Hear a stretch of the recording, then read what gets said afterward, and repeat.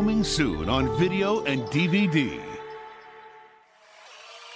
Sound the alarm! Files! There's a body!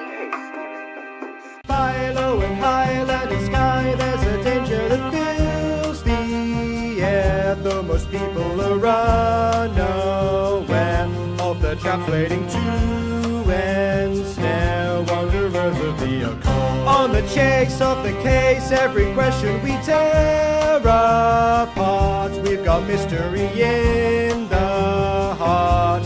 Our brains, they are filled with smarts in pursuit of the results. Light that is shared by the stars each night.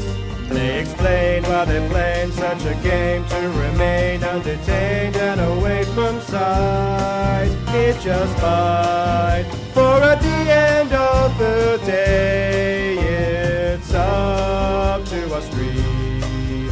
And together we'll venture until we have solved the mystery.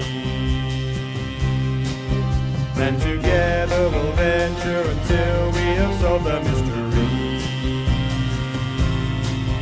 And together we'll venture until we have solved the mystery.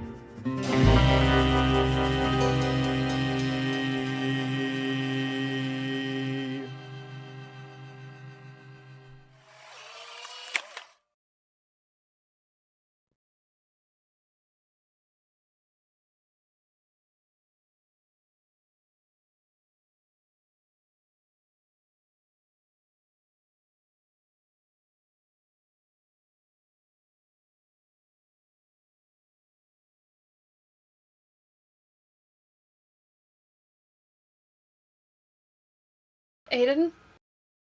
Aiden, are you dead? I forgot to mute. Anyways. Okay, we open up the story in the room where we ended last time, where our crew was staying the night in Wormdomnia, after learning about where the Parchment of Fate is located. Orchid starts to stir awake, wipe her eyes, and as her vision comes back to her in the morning light, the first thing she sees is a shadowy figure standing in the corner, fast asleep. And a second later, she realizes this is just Lou sleeping, standing up. You know, he tends to do. God. Like, speaking of Blue, like, standing in the corner, he's just kind of leaning against the wall. He's not bothered by sleeping standing up. In fact, it seems like he has the muscle memory for this kind of...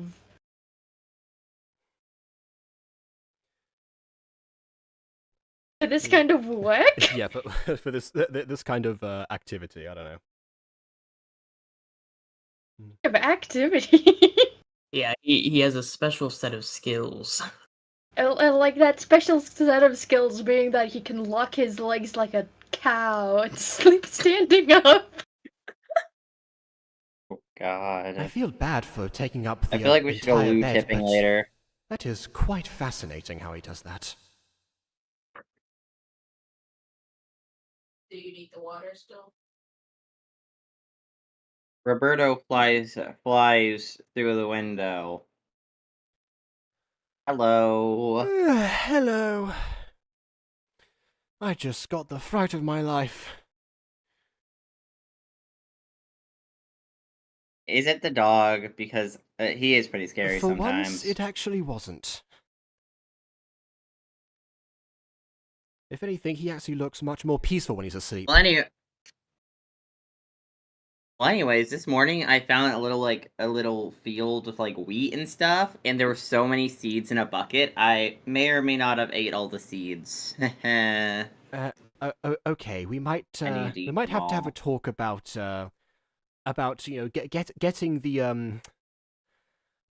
getting the farmer's permission before doing that. Those may have been important for their crops next season.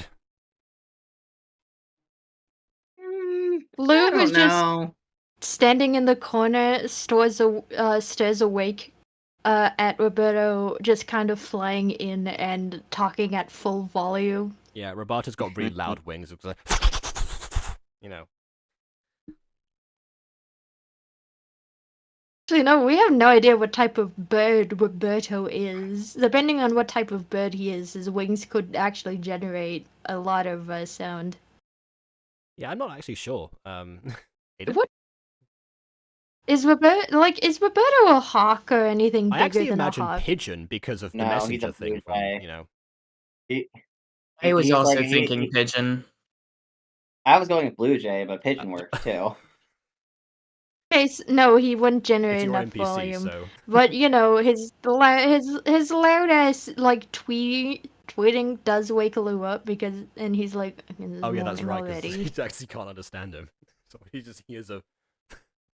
hears tweeting waking up.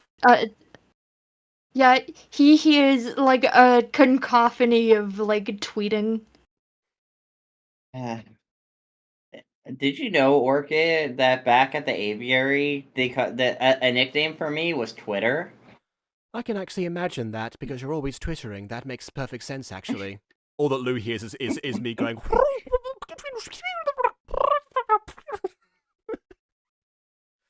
What the fuck? How did you do that?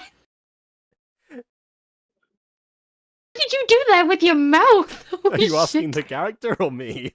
I don't know. No, I'm asking you, the person.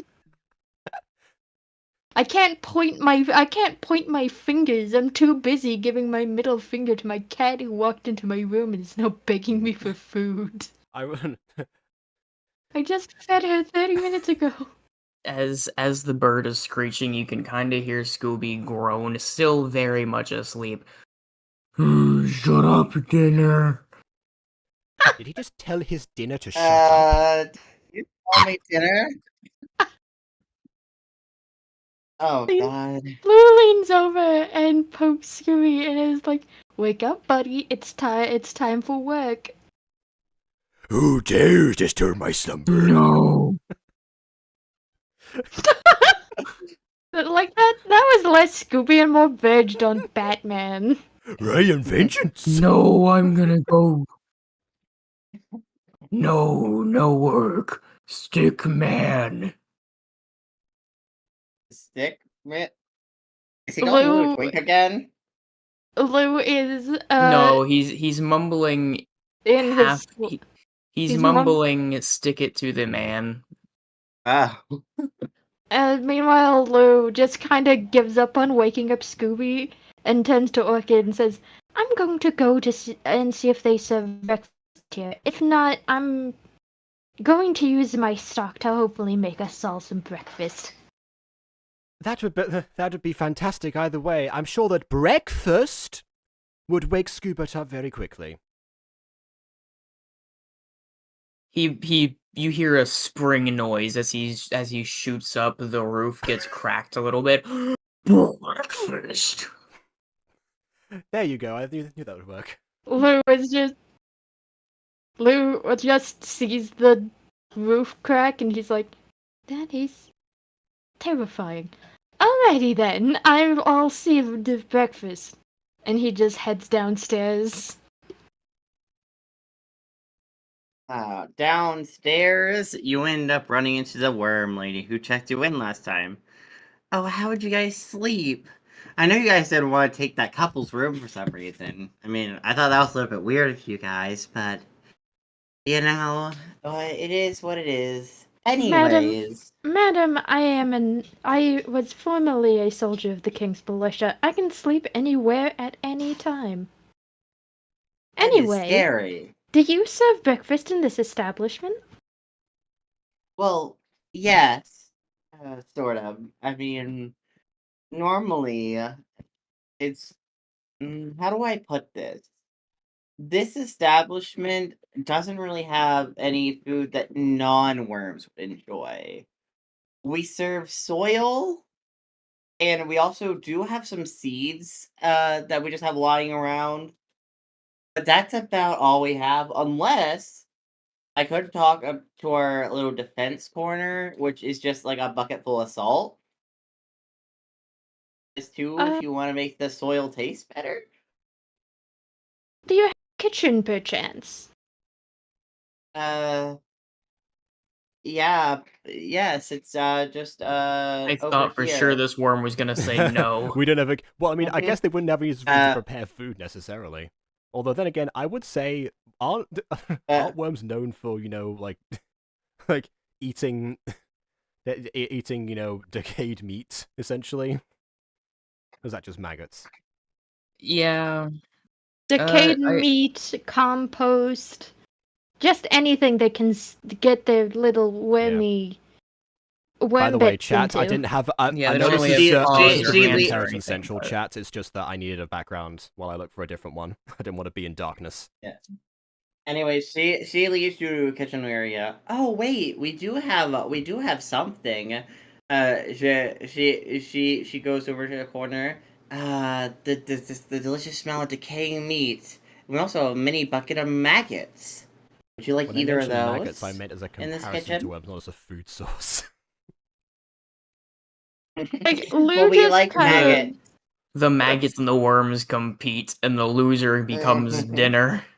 like Lou just kind of gags a bit Mm. before being like, that is quite all right, madam. Just do you perchance have a kitchen that is usable? Yeah, yeah. That's we're in the kitchen right now. I just led you to the kitchen. We're in the kitchen. But you I didn't say that, Aiden.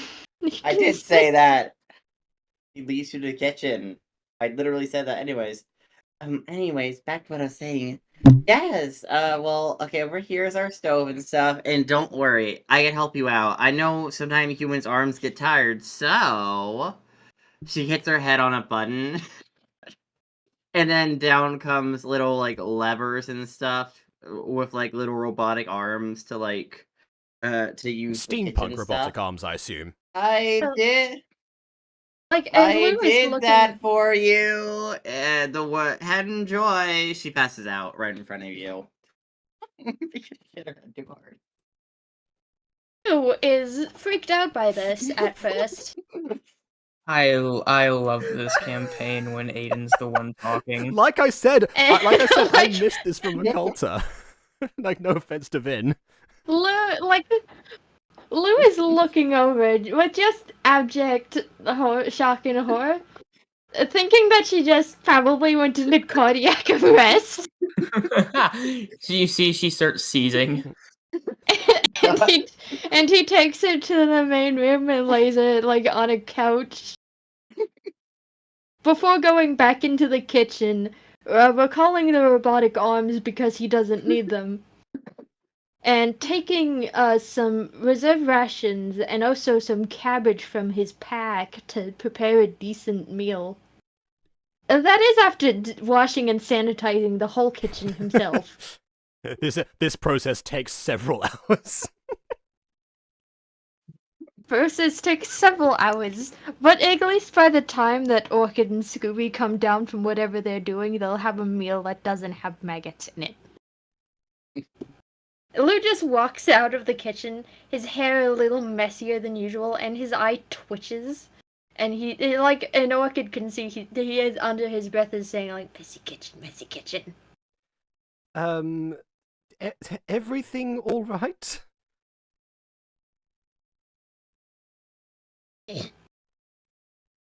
Do you need any help?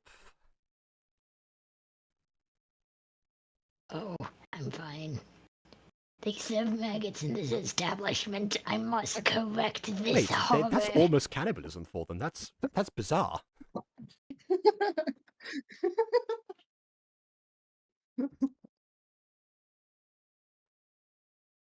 And as soon as Lou is done cooking, he just puts the plate down in front of everyone. It is a delicious bowl of cabbage soup accompanied with a fried egg.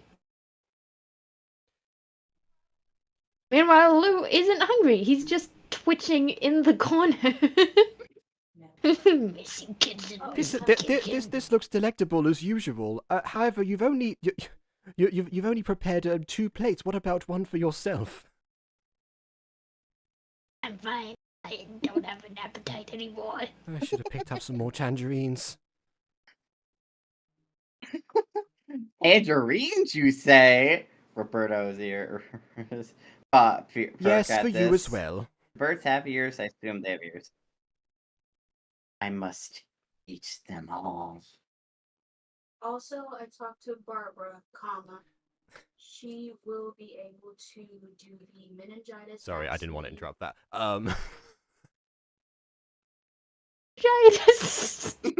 Honestly, Meningitis is now canon for Mr. well, Poltergeist. I guess there's no reason it wouldn't be necessarily. Unless you want to homebrew all the diseases. Scooby has caught. So- Scooby's caught a case of meningitis.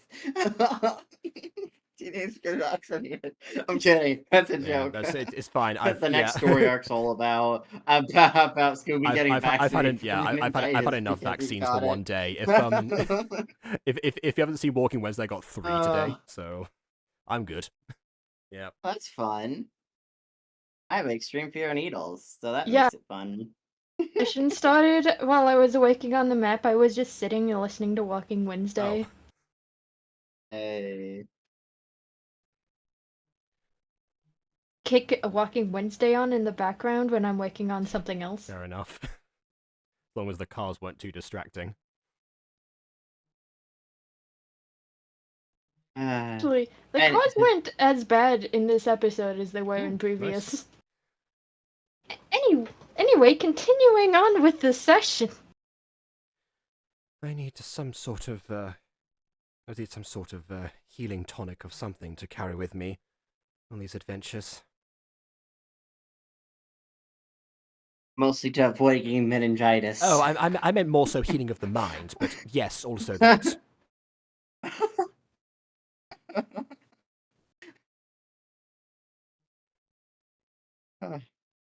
But what's exactly our plan for today? I mean, don't you some trial we gotta do or something? Well, you see, so the plan is we need to ascertain a plan. Actually, we need to figure out how we're going to approach this issue with the trials, because from what we've been told, as soon as we accept to take part in the Scrolls trials, we will not be able to return to our location here. We will be teleported immediately to the lake. So we need to think of something that will release the whatever enchantment is keeping poor Elsa where she is. Elsa? Is that not what the name you've been referring to has? I actually don't know her name. I've just heard her being referred to as Elsa. I have no idea. I have no idea either. She hasn't told me. Odette. Oh, at least that I Odette can is remember. Elsa. I don't know why. But anyways, whatever her name is, we need to make sure that we find a way to liberate her, and so we need to discuss our options now before we enter in action. The problem with the map and its current keeper, you see, we'd be stripping a child of their only friend. This is to I don't know if that's an avoidable outcome given the rules of guardianship. I don't think, unfortunately, that we can avoid doing that, and it is something that he appears to have come to somewhat terms with, for better or worse. Wish it did not have to. As do I, but I don't know. If anyone, if there are any other ideas of how to circumvent that, I'm open to them. I more so meant, what do we do once if we're able to surpass the trials? We don't know what they consist of, but what are we going to do afterwards?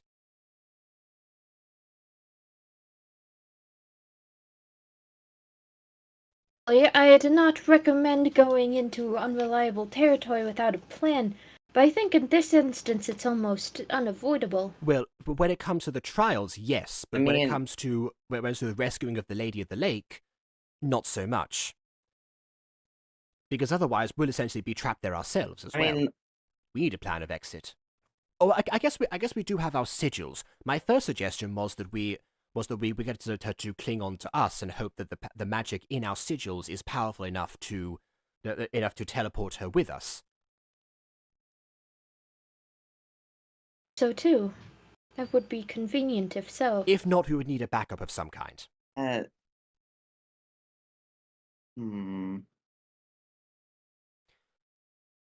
Just then, Lou gets an aching headache and passes out. Was this spurred on by the maggots? I don't know. Oh my gosh, Lou, are you okay? But, Lorcan rushes over and starts to tend to him. Lou, joke's on you. Lou is the one that gets meningitis. Oh god. Okay. Anyways, Lou finds himself at the lake with the lady at the lake standing there. Oh, great hero, you came. It's just a worm right now on the screen. Sort of. I don't have a design for it right now. I'm gonna be honest, I was kind of waiting on Emily for that, but, you know what? The original core design I made is going to have to do. It's the only... Oh, God. How do I reload this? I'm gonna put on the original core design. It's gonna have to do. You so much. Oh my god. This Listen, is actually it's the only... It's all... Oh god. No. Anyways, like, oh great hero, you're here. Well, sort of. I guess since you're released close to the key that will release me, is that correct?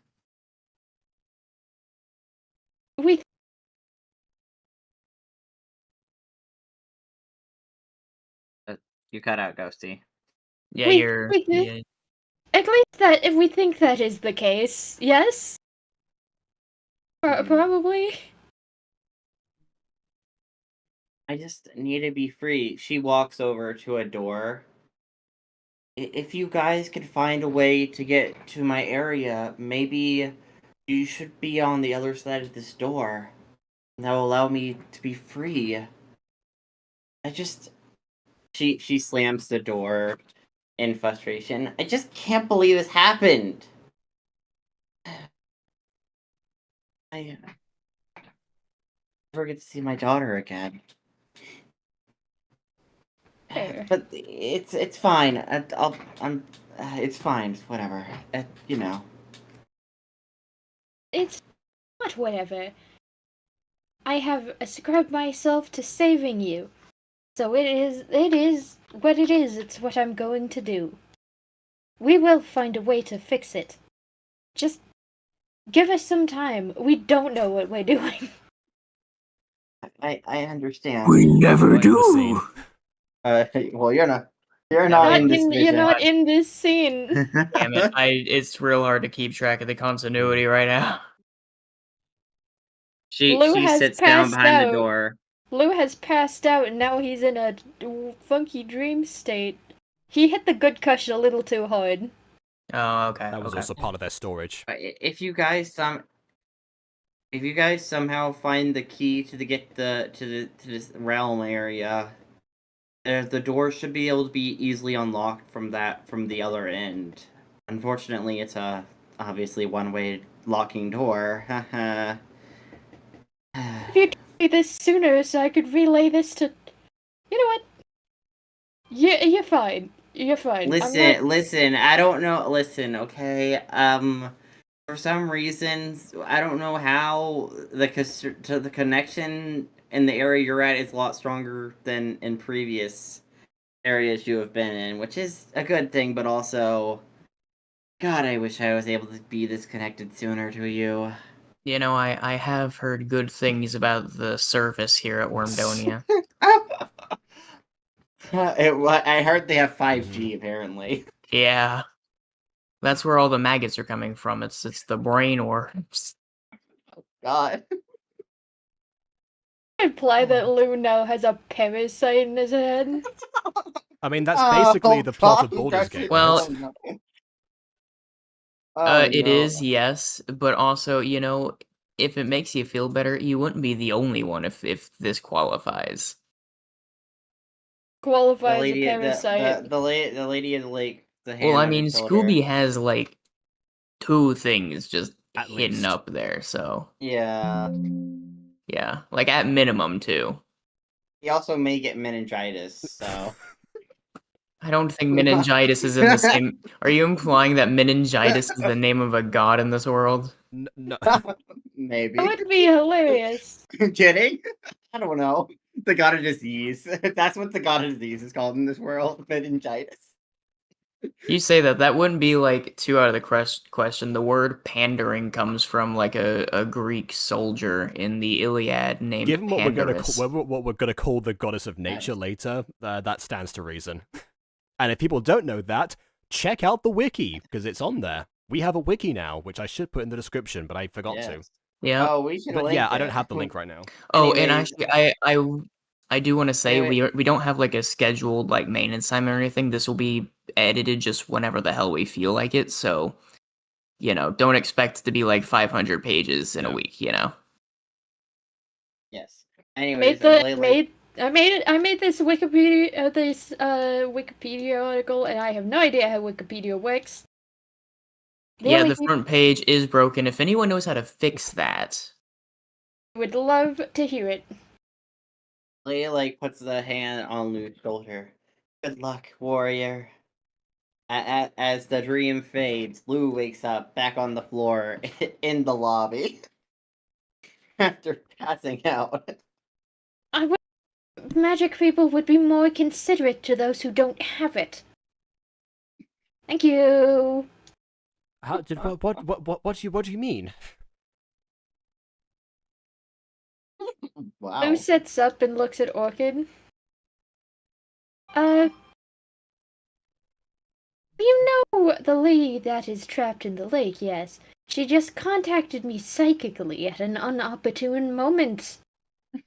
She normally hits me up in my sleep when I'm already when I have already locked my legs in preparation for not falling over. I'm not sure she's aware of your leg locking technique, impressive as it may be. Impressive. man, I'm so ready for the service to be so good that like you're just not gonna be able to tell the difference between a dream state with Lady in the Lake and just actual reality. Lou dreams in 4K.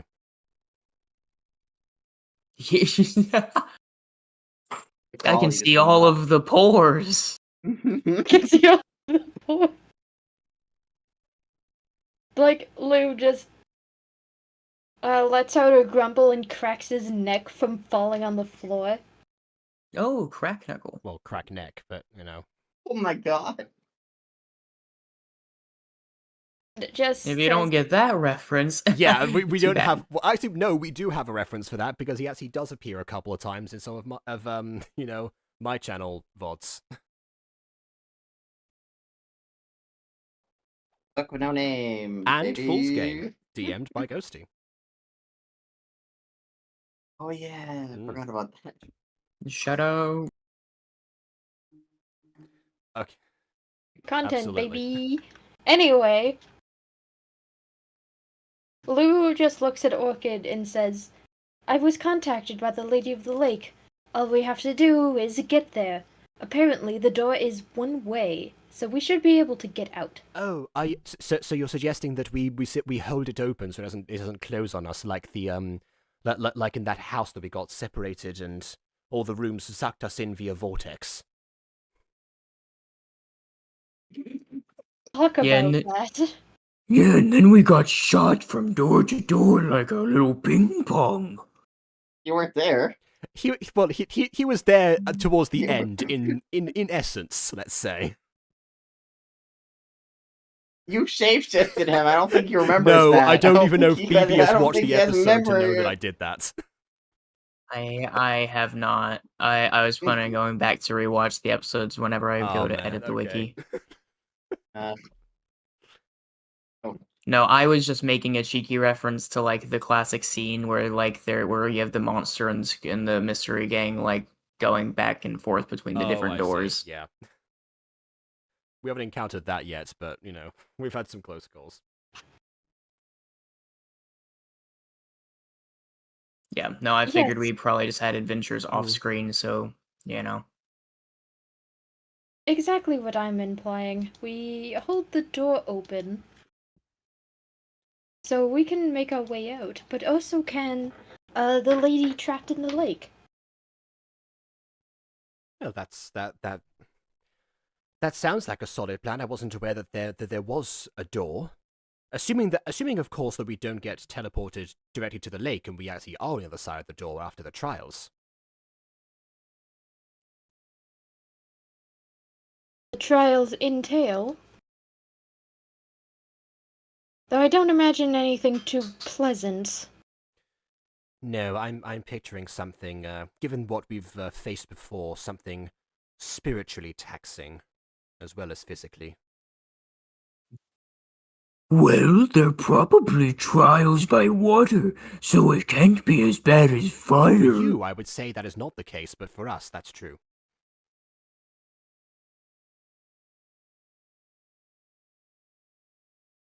Well, I mean, it's the Lady of the I Lake. don't think she's the one who set the trials. She just happened to be located at the end of them.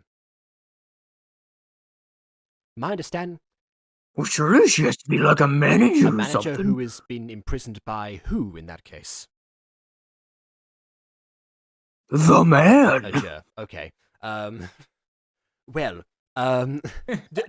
regardless of what role she plays, my understanding is that the scroll is the one itself that sets the trials, which most likely means it is something adapted to whoever is facing them, and that's why we are unable to prepare. Unless no one has lived through them, in which case they would never be able to report them back, but either way, we've heard nothing about them, so one of those situations applies.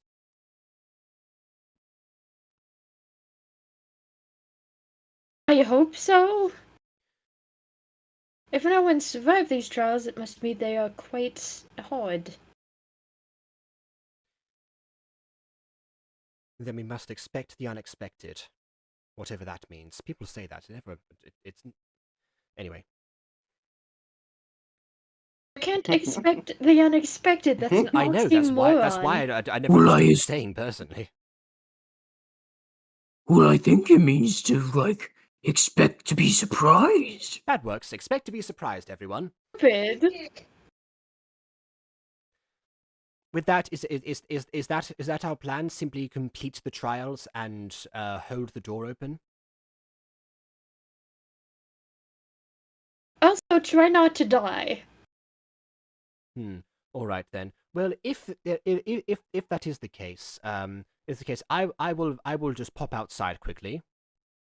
And she comes back about a minute later.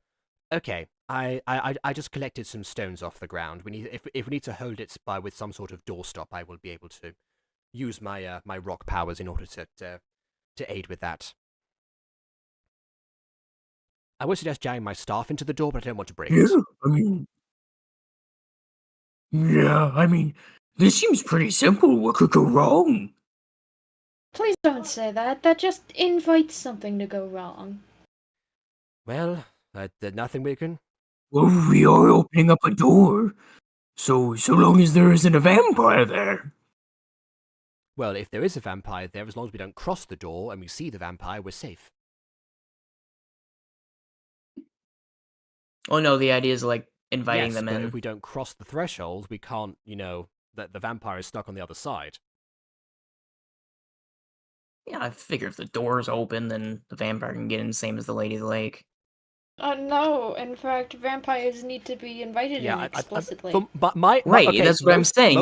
Most lore that I've seen of vampires, it needs to be verbal invites rather than, implicit. Does that mean mute people can't invite nor not invite vampires? They could sign, right? Like what? Like it doesn't. That's not verbal though. Yeah, but even if they do sign, if the vampire doesn't know what the signs mean, I don't know. That is a good question. If you invite a vampire in another language that they can't understand, does it count? That's a good question. I would have to assume if they're like there has to be a certain amount of vampires that just aren't honorable, right? So that implicitly means that this is bound by like like some sort of like spiritual like bind. Yeah. So so presumably the language shouldn't matter, knowing right? Aiden, I'm guessing this world operates on Buffy logic when it comes to vampires. So in that case, yeah, it is magic. Yeah, but they're not like they're not literal demons in the case of Buffy. Because they're literal demons. Oh, wait a minute. Although I'm sure they're the humanoid bats that we mentioned earlier. Oh god, it's just a This was an off-screen conversation, by the way, chat. Oh no. I'd also like to mention that D&D does have its own like race of vampires. Yeah, the Dampier, right? But I'm not sure if I have access to them or not. Oh no, dude, it'd be so fun to do like an Okulta branded like Curse of Strahd. It's one of the core like pre-made campaigns that people like to play. Yeah, Curse of Strahd is like the signature preset D&D horror campaign. Ah, I see. Oh well. Okay, and now what do you guys do next? If that is our plan and there is nothing else to discuss, then I suppose we should we should head back to the mayor's house and expect to be surprised.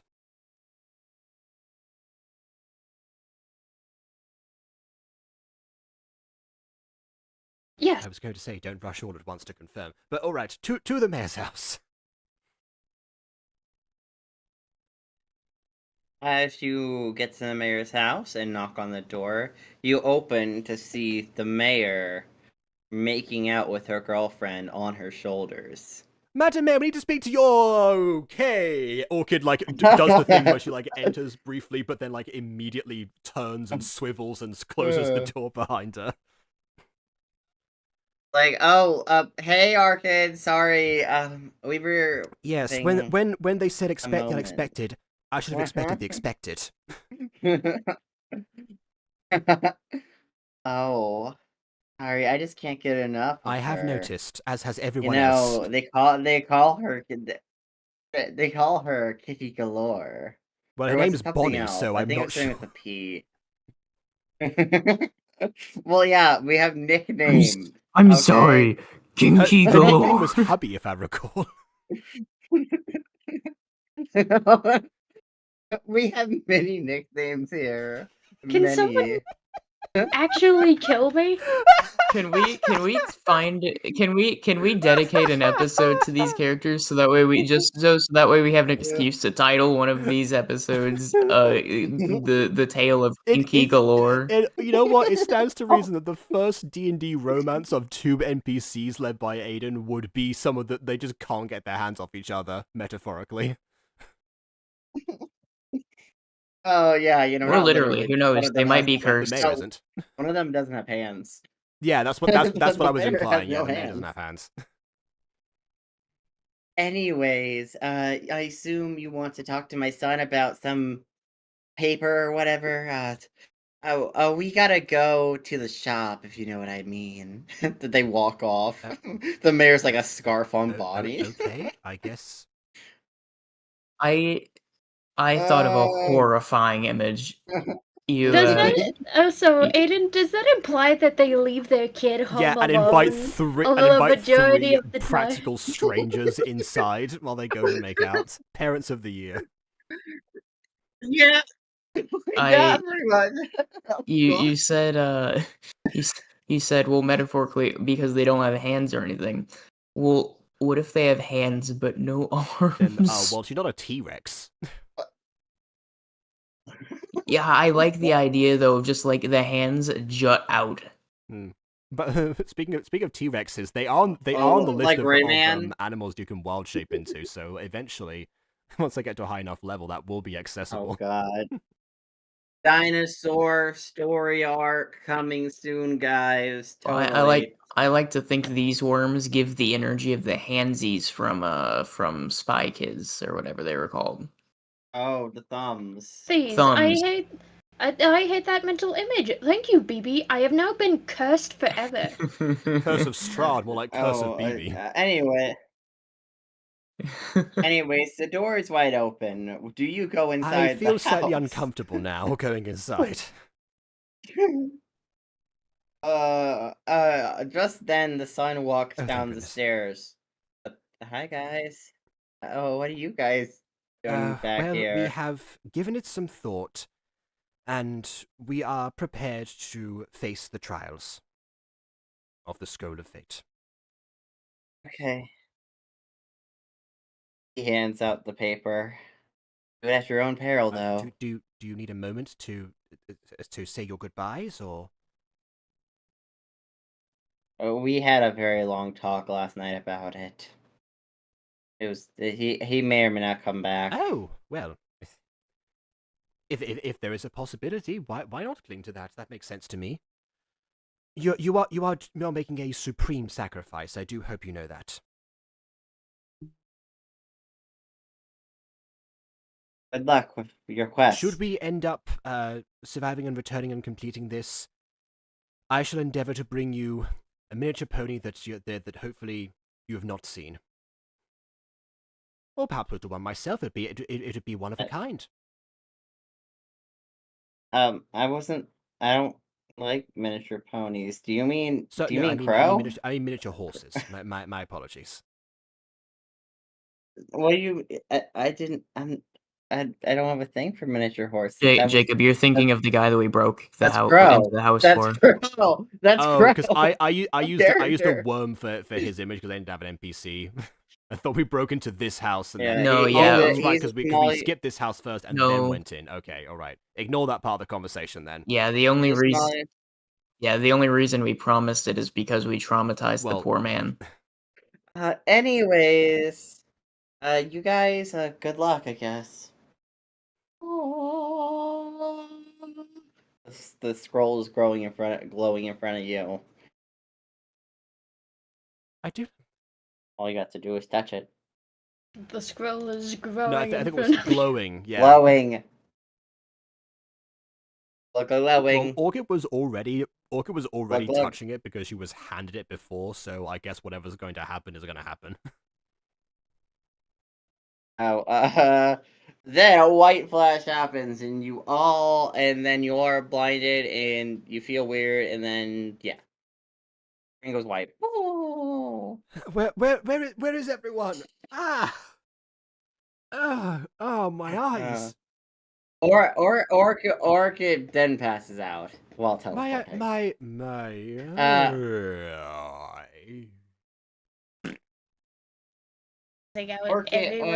We're all being stolen to the spirit world. Let's do a bench.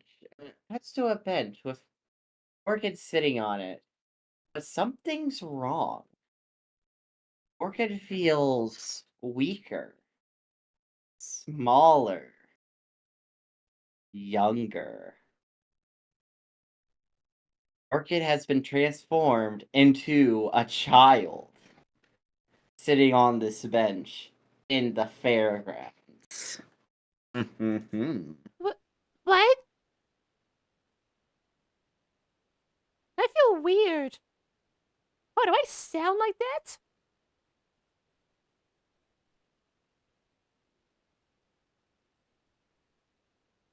What has happened to me? Like, to look around to see if there's any like puddles of water or reflected surface or anything. You are sitting next to a mini pond. Are we all turning, or? Yes, you're all turning. Okay. Thank you for clarifying. Only after the point where it happens. I mean, if it happened to one of us, I assumed it would happen to all of us. Scooby does the whole banana thing.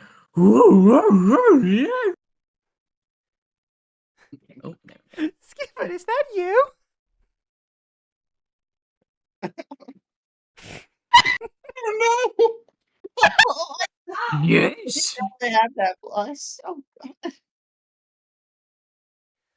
Wow, you look adorable.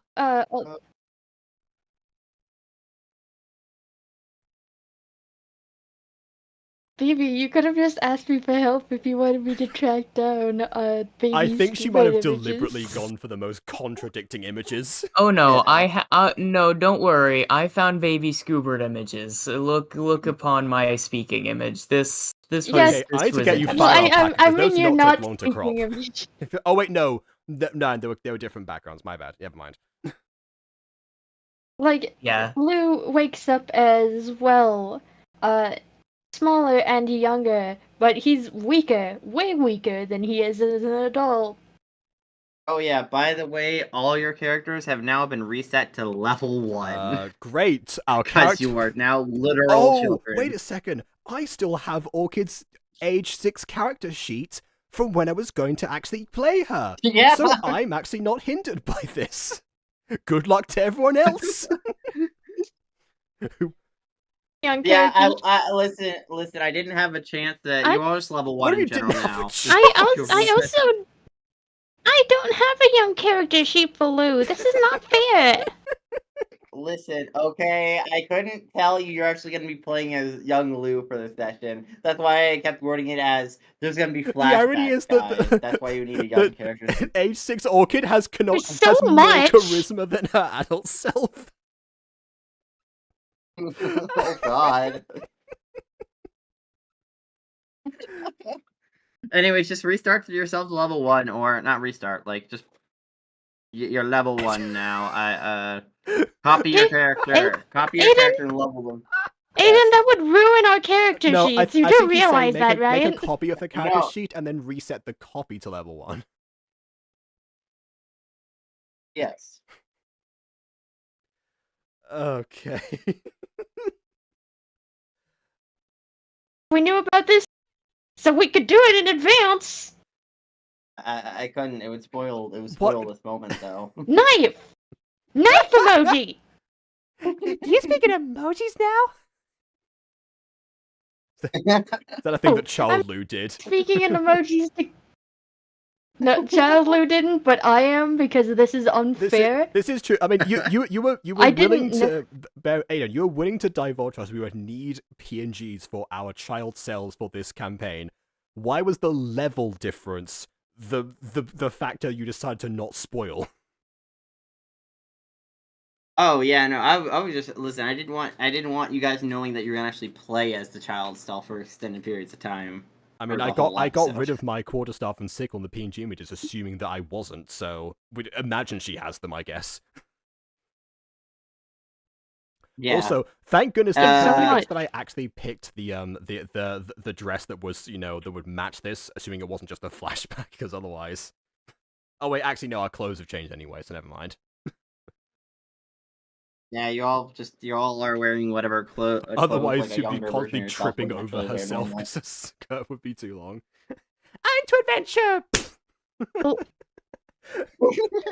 Meanwhile, Oh god. Okay. Lou is wearing what he would wear, like, in his bed at home, because, canonically he grew up very ill and didn't go outside very much, or at Wow, all. you actually have pajamas not good. now. This sure doesn't feel. Actually, you know what? Here. That seems Wow, this sure doesn't feel similar. Like there's some kind of joke the cosmic gods are playing out there about meta I hope commentary. not. I don't like the trickster. I hope he's not around. He was a big meanie. Concept of meta commentary that implies that there was commentary around our lives to begin with. And I don't want to have to deal with the moral repercussions of I think a that. lot can be said about our Well, lives. Well, I mean, we know the trickster watches us for entertainment. Surely we're just a fun show for some of the gods out there. Idea. Can we just not? I don't think it's up to us. I'm not sure the trickster is always watching us, or if he's out playing other games, but I suppose there are some things that you can't control. Ultimately, we are but mere instruments in the hands of deities that we can merely comprehend. Yes, I hope that my character screen has a weirdly realistic and thick version of me. Think about It depends that. what Can you we call just realistic. go forth with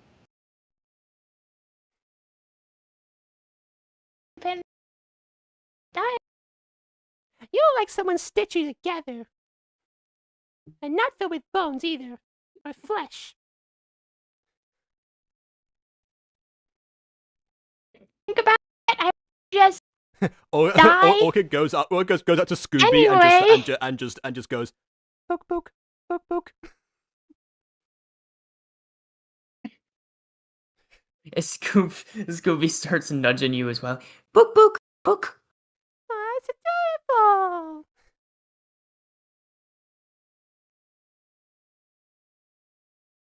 Just then, an older woman comes up to you. Oh dear. Are you guys all right? Listen, okay. It's your teacher, Mrs. Mabel. Oh my god. That's the name of my teacher. I put this on the wiki yesterday. There's a canonical answer now that you can find on the Mission of Okulta wiki of who Orchid's teacher was. Oh, cool. Let me look at our wiki. Look at our unfinished, unpolished wiki. Oh god. Jacob, you're gonna have to tell me you're gonna have to teach me how to use Wikipedia later. I have no idea what I'm doing. Wikipedia. Anyway. Okay, anyways, Miss Mabel goes, oh dear, kids, why'd you wander off from the group? Come on, guys. She leads you over to a group for, like, semi-older teenagers are standing there. Okay. There, we're all together. Something is wrong with this setup. Now remember, guys, we all stay together, or at least stay in groups of 3. You know, because, listen, we need you guys to be, when I'm not around, I need you guys to keep an eye on each other, okay? Now, I'm gonna have to, now, just in case you guys don't remember, like, the people from other classes, since this is a bunch of other people from across the school, this is Gary. Introduce yourself, Gary. Hi. I like eating crayons. And flowers. Ugh. That's really nice. Orchid, like, Gary. conceals the flower, like, crown that she has. Coming soon on video and DVD. L.I. Martha. Where? What? Alana. Hello there. Ted. Hi. And weird, weird. I feel like there's someone after Alana on my list here, but You haven't said any of our names. your name is well, yeah, your names are after this weird name that looks all scratched out and stuff. I don't know. Maybe my list got messed up. Is this in Anyways, alphabetical order? Because if and so, introduce Scuba your should have guy. been way earlier. It's not. It's just a random list. Anyways, okay, and then we have Lou here. The strong silent type. Well, you don't seem very strong. Like, but Lou's not silent. strong or silent, more like small and anxious. And he just looks over at the group and he's like, hi. Mrs. Orchid here. Hi, everyone. I'm very confused. And Scoobert, apparently. Scoobert is actively marking his territory. Ew.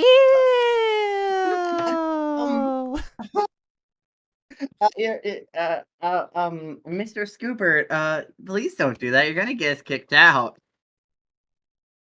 No, they can't kick us out. This is my place now. That's not how this works. Sure it is. This is my territory. That's not. I own this land now. Meanwhile, She goes over and takes a knee to Orchid. Keep an eye on him. I always Please. try. He is very dangerous when left alone. Oh. He is a cataclysm waiting to lovely. happen. Good luck. Oh no. She gets up. Well, guys. Well, at the fairgrounds, we have so many opportunities. Over there, it looks like they have ring toss. Ooh, they even have like a little tank you could potentially dunk someone in. Oh, that looks awesome. A hall of mirrors. Ooh, is that like a haunted house? You were right, Scuba. It is trial by water. And of course, and of course, over there's a circus tent. The circus, the little circus show should happen in roughly 30 minutes. So I'm going to be very surprised if we don't have to be dunked into that water. I just realized I sound very American. I'm gonna mend my accent. Dude, I'll tell you what, it's a pain in the ass trying to do the scooper inflection with the high-pitched I voice. just do my best Peppa Pig impression. It's so lovely to be here. Yeah, but the problem is, like, you don't, like, yours is just an accident. I have to, like elongate and, like, kind of stretch and bend the way that he speaks all the time. So then having to switch the pitch as well is kind my of original insane. plan for like this version of Orchid was always going to be like I was going to find my Nekoet impression from from My Street, but yeah, obviously that doesn't work given that I gave her an exceptionally received pronunciation accent. So it's like, all right, definitely Peppa Pig is the way to go. All right, continue. Meanwhile, Lou has opened up to Orchid Give me a second, by the way, I'm gonna use the restroom. Lou has opened up to Orchid and Scooby that he actually grew up really sickly. So he's just kind of standing in this crowd of kids, shaking like a leaf. Just every now and then you hear. Oh God. But okay, but Orchid realizing this actually like takes off her cape and goes and puts it around Lou.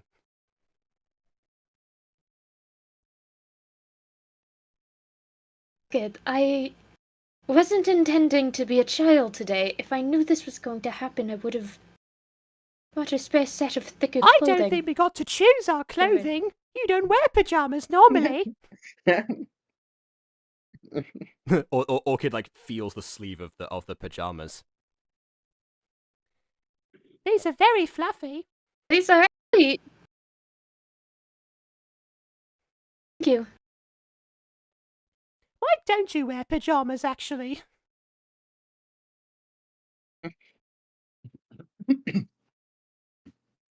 That was before I had to prioritize being battle ready over everything.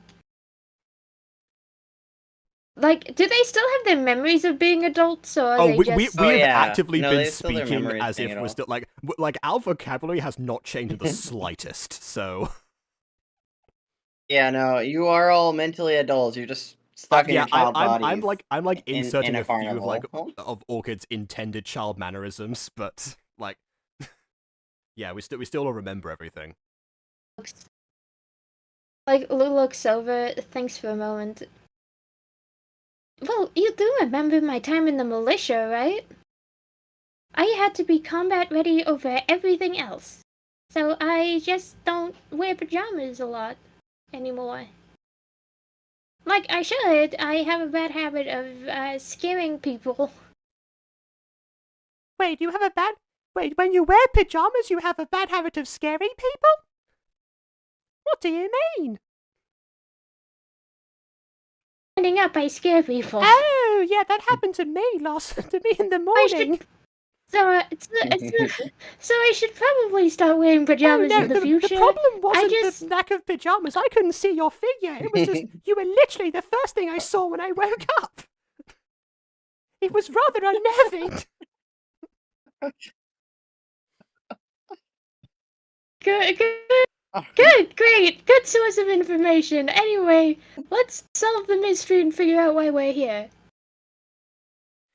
Okay, I think the tour left without us. We stood here and talked for a long time. So, now that you're all alone, where do you potentially go? It just like the camera pans out to like a landscape shot. Everyone's gone. They have a tumbleweed. God. I don't give a shit if everyone's gone off without us. We have our own job to groups do. of 3, so there's 3 of us.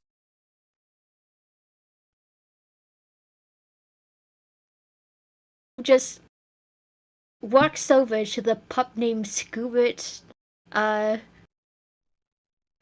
pup named Scoobert dude, and just kind of picks him up. And then, Wait, aren't you frail? Yes. That is, Lou doesn't remember. It's been years since Lou's been this frail. So he tries and just flops. Everybody do the flop. That's his arms. What'd you do that for?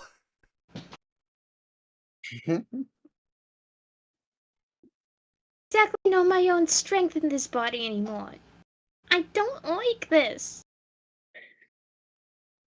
Being weak. Here, I'll give you a piggyback ride. And Orchid ducks down and lifts Lou in a piggyback ride fashion. Now, let's go! Like, Orchid can actually do this with ease. Lou is very light. Where do you guys go in the fairgrounds? I remember there was something about dunking people, and then also a hall of mirrors. Okay, which one do you go to? This is probably where we're supposed to go. But I'm not too sure. You said something about trial by water, Scoobert. Maybe we should go to the dunking place. Right. I think let's wait for Scoobert is losing his ability to speak. Are we regressing further? The longer we're here, the more we de-age. You just eventually de-age to like a sperm and an egg. We better hurry. Okay.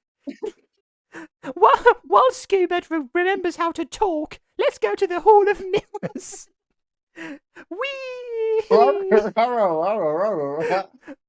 Wait, that reminds me. Wait, is Roberta around here? Oh, it's just an egg on the ground. Roberto isn't around here for some reason. Don't know why, don't know how, but he's just not I can't detect animals anymore, so we're going to have to make do. Let's go. And she speeds off towards the Hall of Mirrors with Lou I'm back. on her back. Like, okay. Okay, BB, to give you a recap, Lou has been regressed to sickly little boy. So he tried to pick up Scooby and then failed to do so. And then in response to that, Orchid is now giving him a piggyback ride and zooming across the Hall of Mirrors. Orchid's giving which one of them Lou. a piggyback ride? Lou. Okay. I thought, see, if you didn't say that, I was about to be like, Scooby picked him up It's instead. your turn next, Scoobert. I used to do this all the time for my sister. She's probably older than I am now, actually. That's weird. Then again, I thought she might have aged and died when we were in that time loop. Oh, now that you say it, I wasn't with you guys as a child. Remember we met earlier this year? Yeah, none of us knew each other. What ages are we? Because clearly this isn't following the strict linear timeline that we're used to. I think we've aged relative to our own species. So Lou and I probably regressed at a different rate to you, so we'll roughly be equivalent. And on another note, are we in like another dimension that warped us, or because these people seem to have memories? Is this a different like timeline? It might be, but if that's the case, there might be other versions of ourselves roaming about here. We were on the list after all. No, our bodies changed, so implicitly they're still here. But the teacher right always now. recognized us, so I think there's just a copy of us running around somewhere. We probably shouldn't split up, otherwise we might end up pairing up with the wrong people. No, you don't get it. If there's other us, right?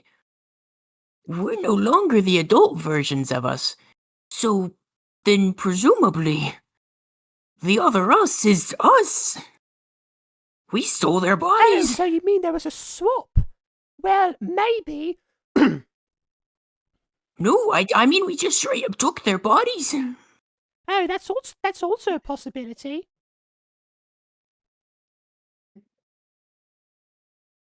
Hey, child, be doing at a fairground. It makes no sense. Who I would think let we're their- about to ruin our own lives. We better make as minimal impact as about that. possible then. We better figure out what the trial consists of.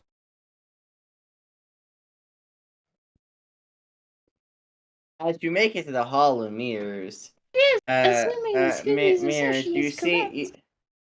you see a giant tent that, with a small shine inside of it, looking like there's a bunch of mirrors located inside the building. You go in. Oh, how do we load the background? You go in. Orchid charges through with Lou on her back, making sure to duck so that Lou doesn't whack his head. Even though it's a tent, it wouldn't hurt that much, just in case. As you walk into the hall, as you walk Kind of accepted that he has no free will in this decision, and is just along for the ride. Yeah, Scuba is not so willing to just charge in. Okay, he is outside. Yeah. As Orchid and Lou enter the tent, they see a bunch of mirrors. Each mirror seeming a little more warped than the other ones. Whoa, this is so weird. Would you like to go to a bunch of the mirrors and show off and look at what you look like in the mirror? Well, I mean, presumably we can see all of them immediately. So Orchid would just, stroll across to the center of the room and start glancing at the different mirrors, looking at the differences. As you walk through looking at each of the mirrors, you do notice something a bit odd as thing. The first initial mirrors just have your bodies be slightly warped. But as you go down, it looks like it's reflecting you, but older at various points of your life. One time, you as a preteen, you as your present self, and then as you get to the final mirror in the area, you as an old lady. Oh, look, they've even got my grandmother here. It's you. It is? She starts, waving. Oh, that would explain why she's carrying old you on her back. I should have realised that. Child Orchid has 0 wisdom, by the way. No, that's a modifier.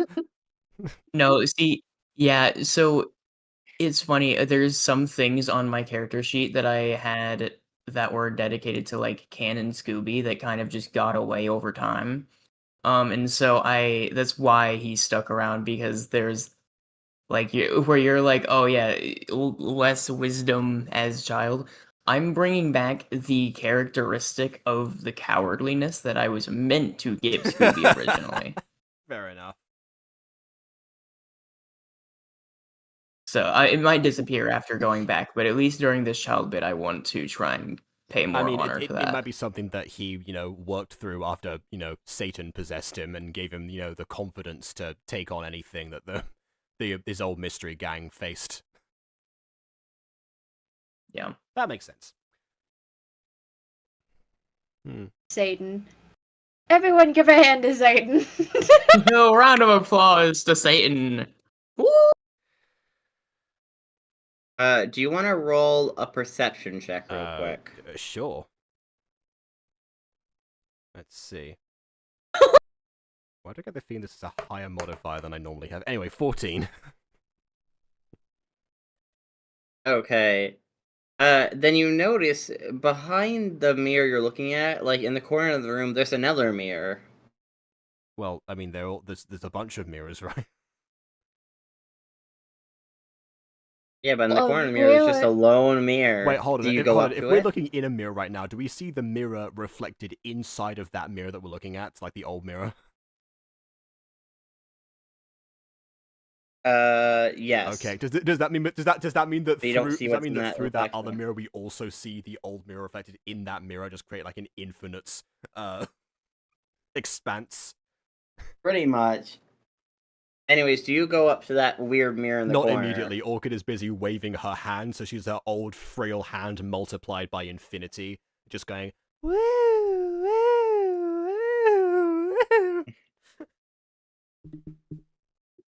Just on Orchid's back is like, just kind of slides off. To go take a look at the mirror in the corner. Okay, Lou walks up to a mirror in the corner, and reflected inside that mirror is a grave with his name on it. Does that mean that Orchid sees infinite graves? Yes. Disturbed in this. Lou, No, it's not. It's not infinite. Well, I guess what it's really representing.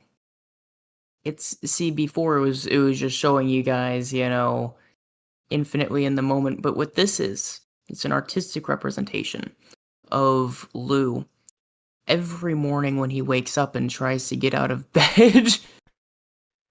It's yeah. The headstone represents how his legs lock and he's unmovable.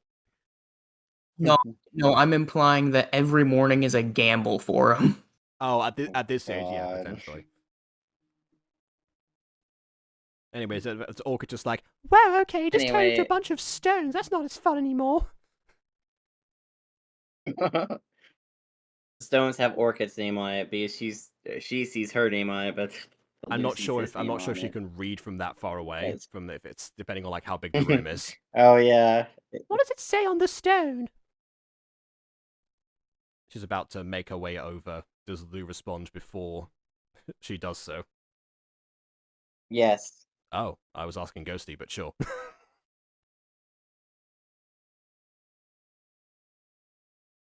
Taking a good look at the gravestone. He's trying to see if he died by natural causes or not. Just to make sure.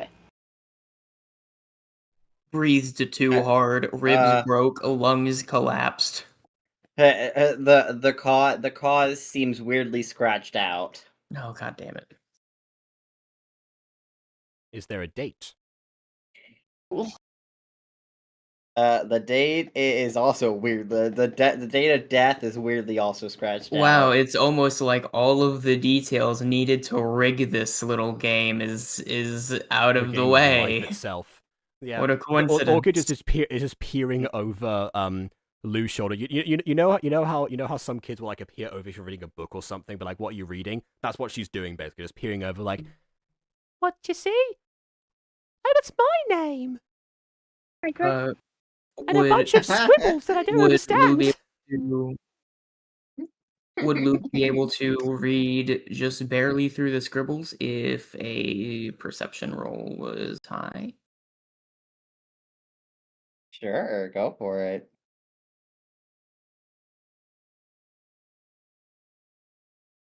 You have to get a nat 20 though. I will say that's I'm gonna do a nat/dirty 20. So the DC dirty is 20s 20 are allowed. basically, is what you mean to say.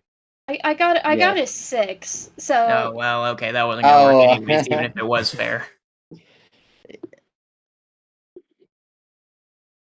So actually you can't not read. so.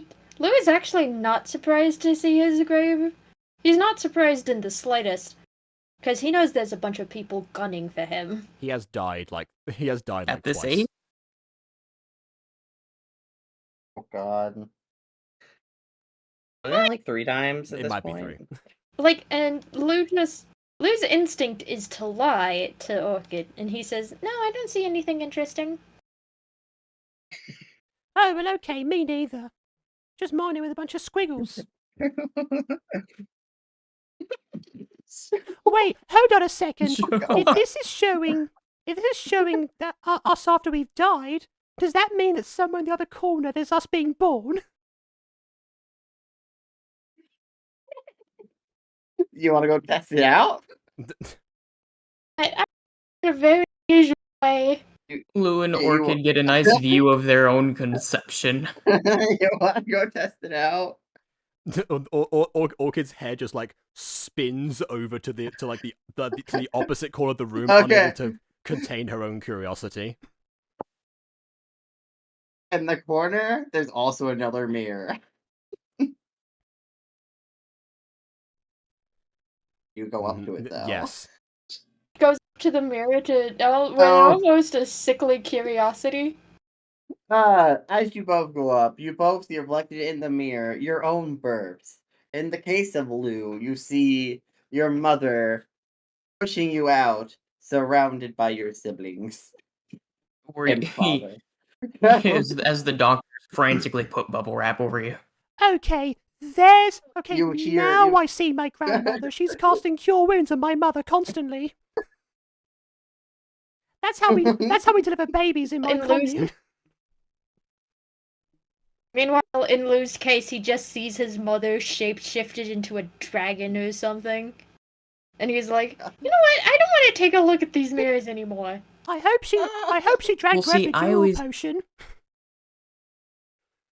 I feel like a druid would surely do like birth like super like the actual natural way according to nature where you're just like standing. I mean, sure, she can be standing, but she's being healed while doing so, basically.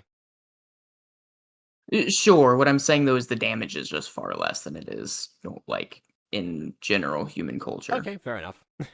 Yeah, there's just a net underneath, just to make sure there's no damage to the baby either. Oh Yeah. God. No, that is actually just that is we used to do that too more often. It's just that I don't know why we stopped. Oh wow, her Yeah, it legs are seems painful shaking to do right now. She standing could up. learn a thing or two from you, Lou, actually. Well, the thing is, Aiden, like, yes, it still hurts quite a bit, but it's much faster because the body is meant to make it like there's a reason it's on your lowest spot and they come out head first. It's meant to allow gravity to shove it out for you. Except the human body is kind of made weird, and that doesn't work half the time. It works pretty like again, we used to do that. Like it's not Yeah. impractical. It's impractical, but also the human body has kind of adapted over time in the modern era to not typically birth that way. That's an argument of semantics. That's fair. Never mind. Enough talk about birth. Anyways, what do you guys do after? This just payback after for the looking at that, makeout sessions between the mayor and Bonnie. Now we get to gross you out. Yeah, now we have to see what happens after those makeout sessions. 9 months after, or however long Oh God. gestation takes for catgirls or Yeah. worms. Well, Oh, actually, no, they're both women. That won't work. Never mind. yeah, they're both women. I mean, I don't think any of them could actually. Well, they could, I guess, do like the I forget what it's actually called, but it's like where you just transfer semen over into like someone else's body. Artificial Yeah, insemination. Yeah, but like, Yeah, yeah, but they've not did that currently at this time period. That's fair. It's also the case that while Lou is kind of watching his own conception, he can see the look of just disappointment on his father's face. Oh, I thought you were gonna say Oh. his own face. I thought he would have more hair, but he's bald. Where's the mustache? Where's the handlebar that runs in the family? Oh God. Just seeing this, you guys aside, because fuck you for that, just kind of walks away from the mirror. Oh, now my father's is demanding to have cure wounds on him as well because my mother crushed his hand too hard. He's told me that story actually. God.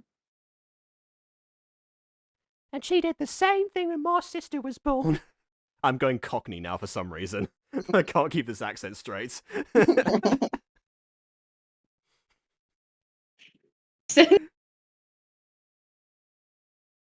You're going full Peppa Pig, but Peppa Pig with a Cockney accent, and I'm kind of here for it. Yeah, again, it's a real struggle to keep the vibe of Scooby. It's hard to keep it from just going to high pitched voice. Like, just kind of walks away from the mirror, not saying anything else about it. You know, Isn't Orchid on his back? And no, No. he got off. Yeah. You know, unless Orchid wants to scoop him up again, that's totally she- valid. It's not like he can do anything about it. She's too busy watching watching herself be placed in her father's arms for the first time. When we get into a combat encounter, can we just throw Lou? So that way he can do like actual damage. No, I mean, I won't stop you, but also no, damn, give him the gun for okay. Lily. He'll recoil once, but it'll do something. Oh Just yeah. then, just then, Lou just blasts the enemy. just then, Mrs. Mabel runs into Hall of Mirrors. Oh, kids, come on! The show's about to start. The show? Been like, Yeah, the Like, circus show Lou, that look I at- said was in 15 minutes. you said it was in 30 minutes. Oh well, you know, numbers aren't my thing. I'm an English teacher, not a math teacher.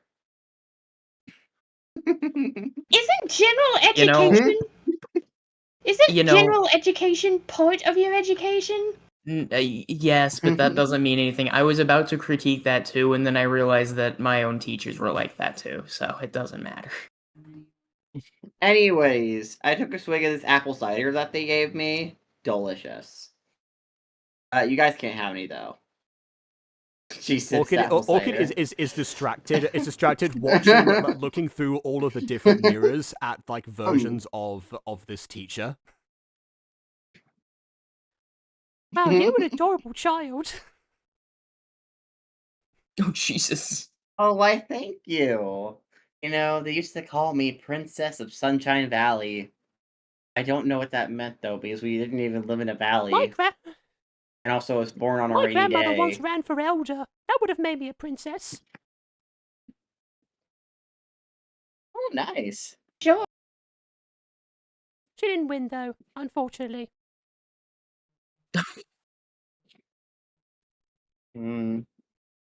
Well, you know, if your grandma ever needs help of becoming the new elder, call me.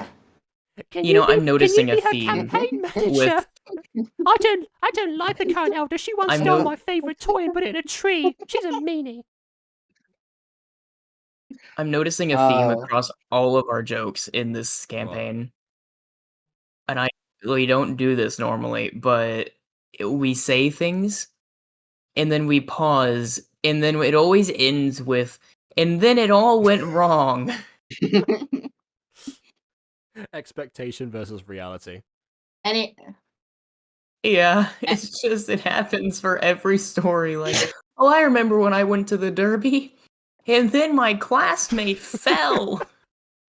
Anyways, kids, come on, we gotta go to the big top. She grabs you with her hands and pulls you off. All right. outside the big top thing, she has you guys line up, including Scooby these days. I mean, if they left the mirror, then Scooby's back with them, but... Alright, guys. I just need to do a little roll call. Gary, Kel, Martha, Alana, Orchid, Scooby, and Lou. Scooby-Dooby-Doo! Wow, that's really deep. No. I know. I don't know how I brought that back. I think it's because Satan is an ageless entity, so he wouldn't change at all. Oh, you know, now that you say that, I think I did feel a little warm in my belly, like a good beer. Oh, please don't tell me you drank any of my cider. This is my cider. She protects her cider in her hands. Scooby licks his lips. You can't have I've cider. helped make apple cider before, and by that I mean I crushed the apples. Oh. Anyways, it looks like we have everyone here. Although, I really hate this list error that happened. I mean, like, they literally have 2 scratched names. Like, like, if you're not gonna bring 2 kids, why would you put them on the list? I mean, I assume that they were that someone wrote their names down before, and then they weren't able to come anymore, so they scratched them out. I mean, no one else responded to the roll call aside from us, so so that would just mean 2 more lost children otherwise. Shut up, Orchid. No one asked you. Yeah, well, I'm just trying to help, okay? You have the actual sticking out tongue. It's even better. Yeah. Lou is just standing between them. As you guys are standing outside the big top, you also notice a woman walking there. I do have her model. A woman. She walks in the big top. She's so much shorter than the other model. You shrank significantly. I know. She walks in the big top, but she has a weird, suspicious look on her face. Anyways, I'm gonna switch back to other character. Anyways, the teacher, or not, she's not even teacher design. Hey, can I roll something for that before we move on? Oh, yeah. I'm going to roll perception to see if Lou notices. Go for it. Well, I mean, yeah. Well, I guess aim to say that. Oh, Lou definitely. Lou 100% notices, and even the look notices everything about that. Looks to the other 2 and just kind of does a thing with his head to signal that, hey, someone suspicious just entered the big top. Scooby feels the energy of responsibility once more, and then he does the Poe face whenever he gets, like, acupuncture. Oh, God. Orchid nods back and is briefly distracted by the face that Scooby just pulled. Like, and Lou is going to look to see if the teacher is occupied before, like, sneaking off. You have to roll perception to see if you notice it. Wait, we're looking directly at the teacher. Like, I was going to roll stealth to sneak away. Oh, actually, that makes more sense. Roll stealth. You know what? Does anyone else want to sneak off, or is it just going to be Lou? It depends on how distracted the teacher is trying to find the other missing children. Scooby will follow. All right. Okay. That's 2 stealth rolls. Orchid, out of out of pure FOMO, just does the same. Hold on a second. I got it too. Right, oh, okay. I have a +3 in stealth because I am lighter in frame. I have stealth and I have disadvantage on stealth. My first roll was 7, which would have failed anyways, and my second roll was 2. My only roll was 11, so... Child's stat block allows him to have advantage on stealth. So my first roll was a 7, and his second roll is I think 19. Wow, the advantage of making your character sheet Okay. right now. Lou and Orchid easily sneak away, but then the teacher notices Scooby sneak. But the teacher sees Scooby. It's like, "Hey, what are you doing?"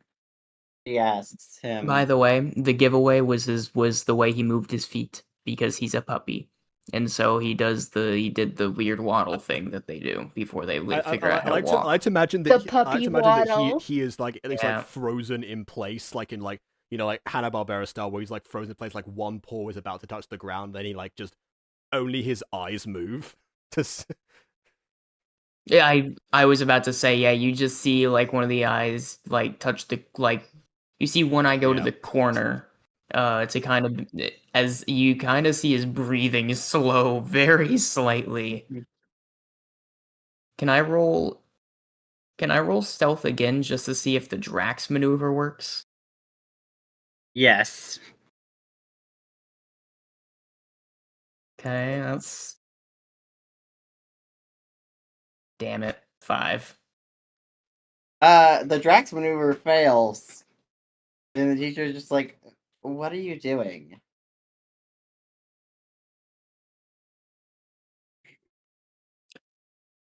My recommendation would be trying to deceive her with deception. Deceive her with deception, yeah. Let BB think for themselves for a second. Yeah, like I think BB's almost like thinking out what to respond rather than like how to respond. I just think it'd be funny. I want to have the sure. I'm trying to think. Well, the thing is, I'm trying to think of both logic and funny right now. What's the perfect response for the middle? Is almost never logical, so. Yeah, that's not true. That is Scooby's madness. Yeah, Scooby. Is a very great method. Yeah, Scooby's very smart and does things. He's just also very stupid and does terrible things as well. Can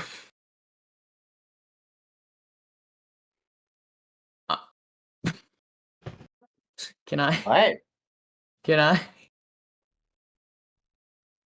Can I give like an old adage and just see if she gets blown away by the wisdom and just forgets this whole thing happened? Do it. Wait. You're gonna have to roll intelligence or charisma for that. That's intelligence. Yeah, I think in Scooby's case it's intelligence. Alright, well, that didn't work, but What'd you get? Hold on. He who is wise, he that learns from everyone. Who is powerful, he that governs his passions. Who is rich, he that is content. Who is that? Nobody. I rolled an 8. She is just a little confused, but it's like, okay. It's like, I don't... What did that mean? Why are you talking like that? Please kill me. Meanwhile, I assume that Lou and Orchid have succeeded in sneaking off. Oh yeah, no, we are long gone by this point. They don't even know that he's missing. They reason Lou is a sickly child anyway. He probably died at the dunk tank. Yeah, inside the tent, you see a bunch of chairs, and you see the suspicious-looking woman looking down at looking down around, like something's off. Something is off. I don't have a background for inside the tent. You didn't tell me there was an inside the tent. In fact, I need to be more clear, please. anything gone. It would have been spoilers, you see. I It will would have sell- been spoilers. Listen, Aiden, I would sell all of my organs for you to be clear and concise for once. Ooh, there's probably a festival stand here for that. Ghosty, I don't know how valuable your organs are gonna be. If I'm gonna be honest, I don't know if they have much value. They're elite organs that date back centuries past. Hey, I was they're about- hey, I was about to say, Aiden, I have a rare condition, so I can sell my organs to science for actually quite a lot. hey, his organs are worth a fortune. They're limited edition. Well, when you think about it. Yeah, when you think about it, technically his status would make his organs worth a lot of money. No, I was thinking when you think about it, everyone's organs are limited edition because, you know, most of the time you only have one or two of them, depending on what you're in question. Anyway. Inside the tent, the woman is looking around suspiciously. I need to model back to her. I am now. Like, Lou just kind of sneaks up on her, accidentally, and says, "Excuse me, ma'am." God, where did you come from? Oh, Jesus. Story? Here, looking for the entrance to the Fountain of Youth. That's a thing children say naturally. As children, we're concerned about our fleeting youth. She hearing No, actually, like, Lou just believes that if she didn't believe him, she'd just think that it's a bunch of children playing make-believe. She hearing this, Axel is shocked, and then she like pulls you aside real quick. It's like, you found the parchment too? Yes, we found the parchment. You know Good, about that? because yeah, I kind of have a problem though. My party isn't exactly here, which is mildly concerning because granted, I guess I'm the only one who touched the paper, and everyone else was off doing their thing, which I really hope they can finally We're catch up also to missing me. a member of our party. I might be a bit concerned. But yeah, no, like, so I talked to this guardian, and like, he presented me the paper, and like, I touched it, but I kind of forgot to tell my party where I was. So... Oh, okay. I thought we meant because, yeah, we all came here together, but despite that, for some reason, our bird seems to be missing. You have a bird? We had a bird. Okay. If we had a bird, we don't know where he went. But only one came with us. Yes. Right. That's very interesting. Aren't you a little bit too young to be looking for the Fountain of Youth? Funny you should say that. When you touched the scroll and teleported here, were you changed in any way? No. Like, I can understand that you're really short, but you seem to be an adult, so... Like, Lou looks over and says, "Well, damn it. I should have predicted something like this would happen. And like, to us. We're the unluckiest people on the sake of this darn... I don't have the energy for this. I want to go out. I wouldn't call us unlucky necessarily. We managed to escape a time loop after having it being reset. Found the only bird to break supersonic speeds. But you've come back from the brink of death multiple times. We had exact resources to get through a house. We found the right combination for those. And on top of that, we've been in multiple combat situations, and we've survived all of them. I think we're actually quite lucky, all things considered. Man, that plot armor. I haven't gotten hurt a single time on our dangerous missions. For little kids, I'm really concerned about what you've been through. I mean, you guys are only like 7 years old. This is very Wait, concerning. I'm 7? I'm aging. You know I'm 10. I'm 7. I'm Anyway, aging upwards. I would- Oh. anyway, I'd hope to tell you that we're actually adults. We've just been transformed into children when we touch the scroll. So that doesn't work coming from Lou, because Lou just said, I'm 10, thank you very much. Actually, we're adults. Wait, are you 10 or are you adults? Why did you what? No, why we de-aged when we touch the scroll. We only know that we're stuck in these bodies now. Oh. Well, I mean, it's always good to be young. You know, being like 70 is quite daunting as a I venture. knew it! You You're are 70? younger than you appeared. No, so you are older than you appear. Well, yeah. Listen, Oh my god. I have this skincare routine, but Are you enough sure of is this- that. Orchid has Yeah, that. Orchid. Orchid has that 7-year-old blunt honesty. Wow, you look younger than This you was fully my appeared. intention when I made this version of the character, for her to have no filter. Meanwhile, Because I Lou didn't just know looks Scoob was over doing and a comic asks, relief "Do you mind? constantly. Do you mind if we have your name?"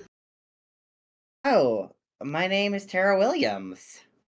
She puts out her hand. Orchid. My God, you're famous. You are! I am? I mean, I guess I made a town, but I wouldn't say I'm Well, famous. we live in that town. We're not from it originally, but we live in it now. Really? I haven't seen you guys This- around. Like in the Mystery Even at- Guild. You're a part of the Mystery Guild? I didn't know we... I don't know, because like my husband Greg never mentioned the having a woman with green hair or a femboy? Question mark? Part of the guild? Well, did he tell you every single employee that was there? I mean, I We- kind of know we every have- single I- employee. Actually, We have dinners together. Actually, I have a different theory. Tara, how long have you been here? I got here maybe 25 minutes ago. I don't know, I just kind of woke up here. Okay, hold on a second. Wait, you said you have dinners with all of the employees? Why haven't we got invited to any of those? Are we not good enough for Greg? No, I have Kid. dinner. I have dinners with my husband, Greg. Not the employees, my husband. Oh. In that case, Tara, there's a discrepancy here. You see, where we came from, you've actually been missing, presumed dead for quite a long time. Wait, what? So you haven't been here for 25 minutes. You've probably been here upwards of 25 years. Oh We're god in the damn Outlook it. dimension again. This is fucking... Yeah, God damn it, yeah, we're gonna go as back. Orchid has her moment of lucidity, after getting the dinner thought out of her head, because she can only entertain so many thoughts at once at this age. the lucidity hits her. She's like, "Oh come on, not again! This is the second time we've entered in some time dilation This week! / year or decade. I don't even know anymore." What are you? Our characters have no idea how old we even are anymore. Okay, everyone, let's slow down. Breathe. Breathe. Fucked. Breathe. Jumanji'd. Again! What is what's Jumanji? I think this circus is just a facade to hide the door to the fountain of youth. And to pass the trial, we need to find the exit. I presume, let's all find the exit together, quickly and quietly. After we find Scuba. Everyone Wherever ignore the Scuba has giant gone. opening that says circus in the background.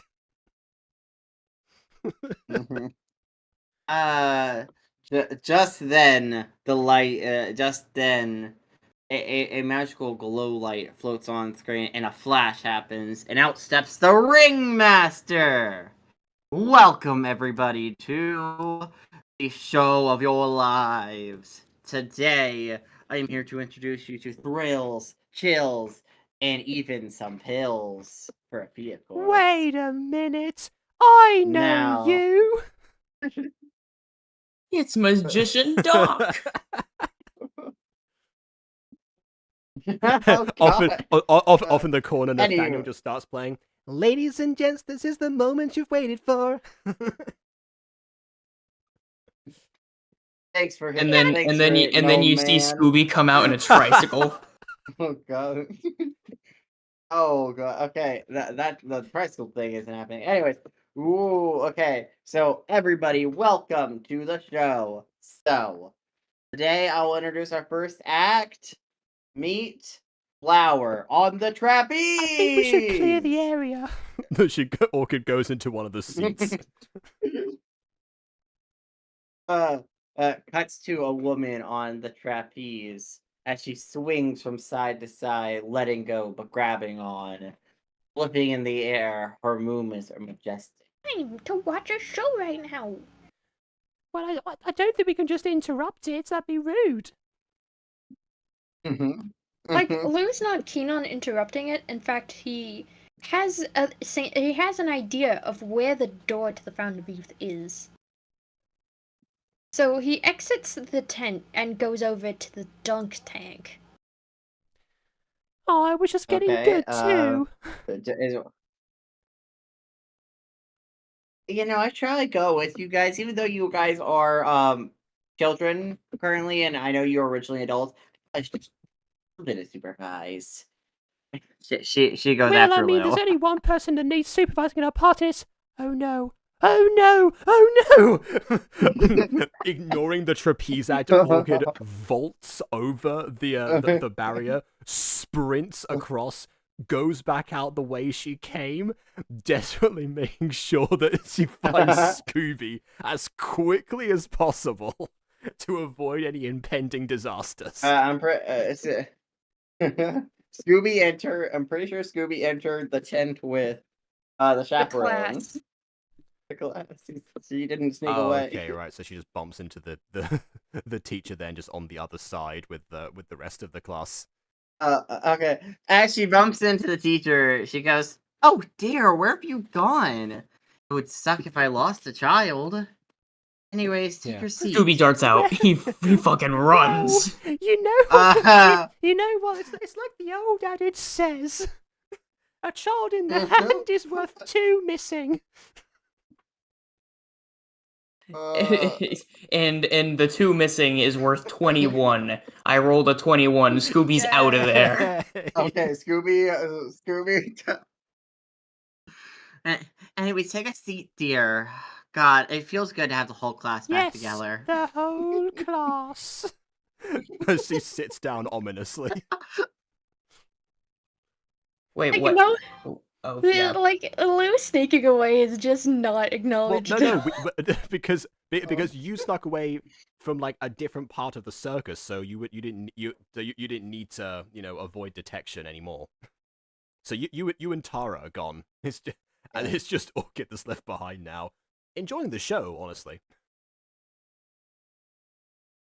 The trapeze woman keeps flipping around the circus to Orchid's amazement, cutting to the dunk tank. You see Tara and Lou make it there. It's like, God, kid, why'd you have to run so much? I'm not as young as you.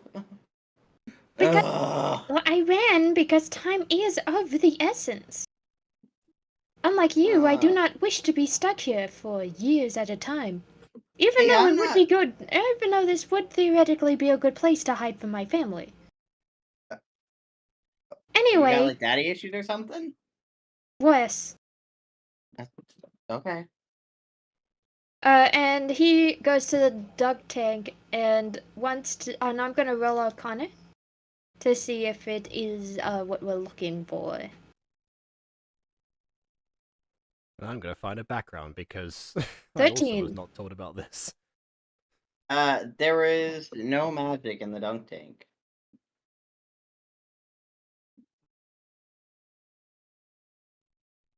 Oh,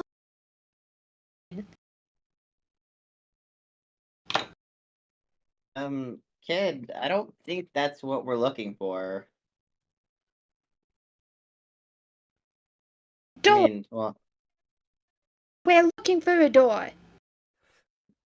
yeah, but it's not the door. It's a dunk tank. Just then, a man goes and sits on the dunk tank. It's like, 1 piece of silver per dunk. 1 piece of silver per dunk. It's like, oh, don't worry, kid, I got this. She hands 2 pieces of silver. Tara has 2 money tries. before the massive inflation that occurred in her absence. She hands Lou one of the bowls. Give your best shot, kid.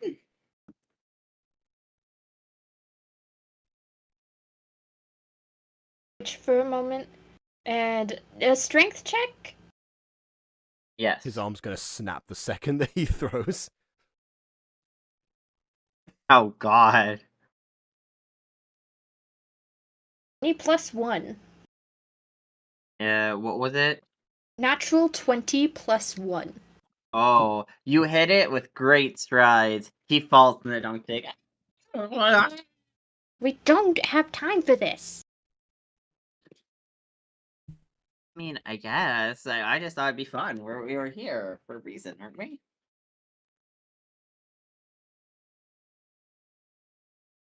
Loose down. And if it's true, and we're in a period, and we're in a place where time is dilated, then a minute here is probably a year back It home. really is the Irene dimension. You've been here for 25 years. And yeah, and don't get me wrong, I would love to see it.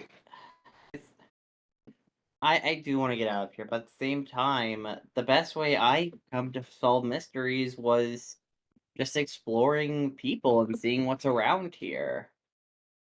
You know, environment itself could really tell you a lot, especially if we're in a weird area that's magical.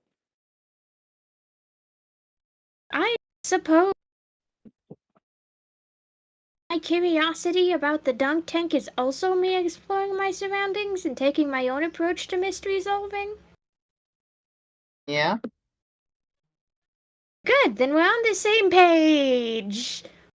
Now let's go back to the fucking Okay, hold on. I just circus. pulled up my notes from episode 1 about Tara Williams. There's definitely a few things that have been amended here. Well, Like I'm what? just gonna read out like everything that I wrote down. Tara Williams, historical figure, town founder, known for being a mystery solver and adventurer. Founded the town at 25, first mayor but resigned. Passed away a few years ago, would have been 97 this year. Loved Sephora, like a fountain of youth for her. Orca thought that's why the statue of her was on the fountain. She turned out to be kind of on the money. Once had an affair with a man, but the townsfolk never found out who it was or if the affair bore a child. It's later revealed that she was married to Guildmaster Greg. The affair was presumably someone else. Died in a house fire, so you know she was documented to be dead. Found the actual Fountain of Youth 40 to 50 years ago. That's why I looked it up, because I thought that 25 was lowballing it. But only made a tonic for Greg and for her first test, a Great Dane named Doofus Doo, who she gave too much to and accidentally de-aged into a baby. I will say only one of those have been actually properly amended there, which was like finding it 40 to 50 years ago. They were just wrong about that. Oh, so that's the one okay, thing so they're right that's about her been dying amended. in a house That's... fire. Okay. So does that imply that the Tara we're talking to is dead? Or she's not who she says she is. Maybe, I don't know. The trickster Oh, cosplay again. Good luck, Lou. Like Lou is just looking up at Tara, and he finding out that the person who founded Territon and presumably the Mystery Guild is not who he thought she would be. a hardened mystery solver who's likely been around and solved a lot of mysteries is not thinking critically about this situation. So he just Everything. leaves. So he just kind of leaves her be and goes back to the circus tent to catch up to the others. As Lou gets to the circus tent, he sees everybody leaving. Well, everybody Also in the just, like, circus bumps tent. into us as we're exiting. You know, include. It's a really quick was, show. yeah. What was it? Only like 1 or 2 acts? Yes. Wow, that was lame. They have a trapeze act and nothing else. That's their moneymaker. Listen, Flower's a really skilled trapeze artist. She That's all I'm really saying. is. And Lou just catches up with them, and he's like, I don't care. I don't care. Have you guys made any progress on the mystery? Well, I didn't actually get out. I kind of got caught, so... admittedly, I did enjoy the show, but I also wasn't able to leave, so... No. I did look around inside of the tent, Just but I then, didn't see anything. Just then, the teacher goes up. All right, let me just make sure you're all here before I let you guys go for a bit. There's another show in 30 minutes. Scuba didn't find you. He's Mhm. alone again. Oh no. Gary here, Kel here, Martha here, Orchid Yeah. here, Lou here.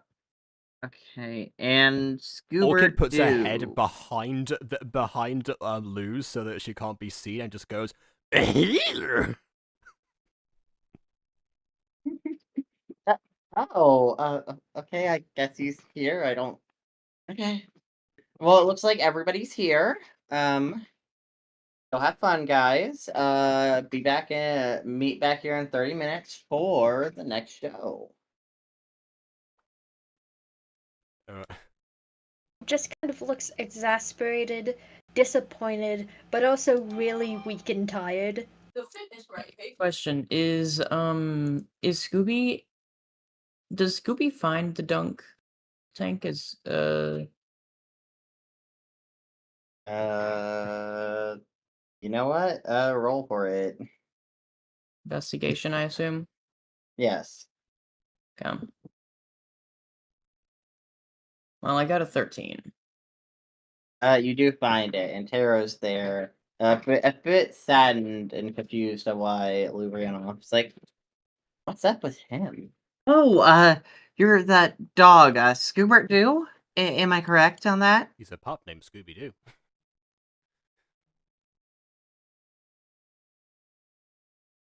So, yes? Is your friend, Lou, alright? He seems a bit strange. Sometimes. Yes, he's great. Oh. That's good. Maybe I'm just rubbing him the or- wrong way. At least that's what my old friend Tony would say. Oh, who's Tony?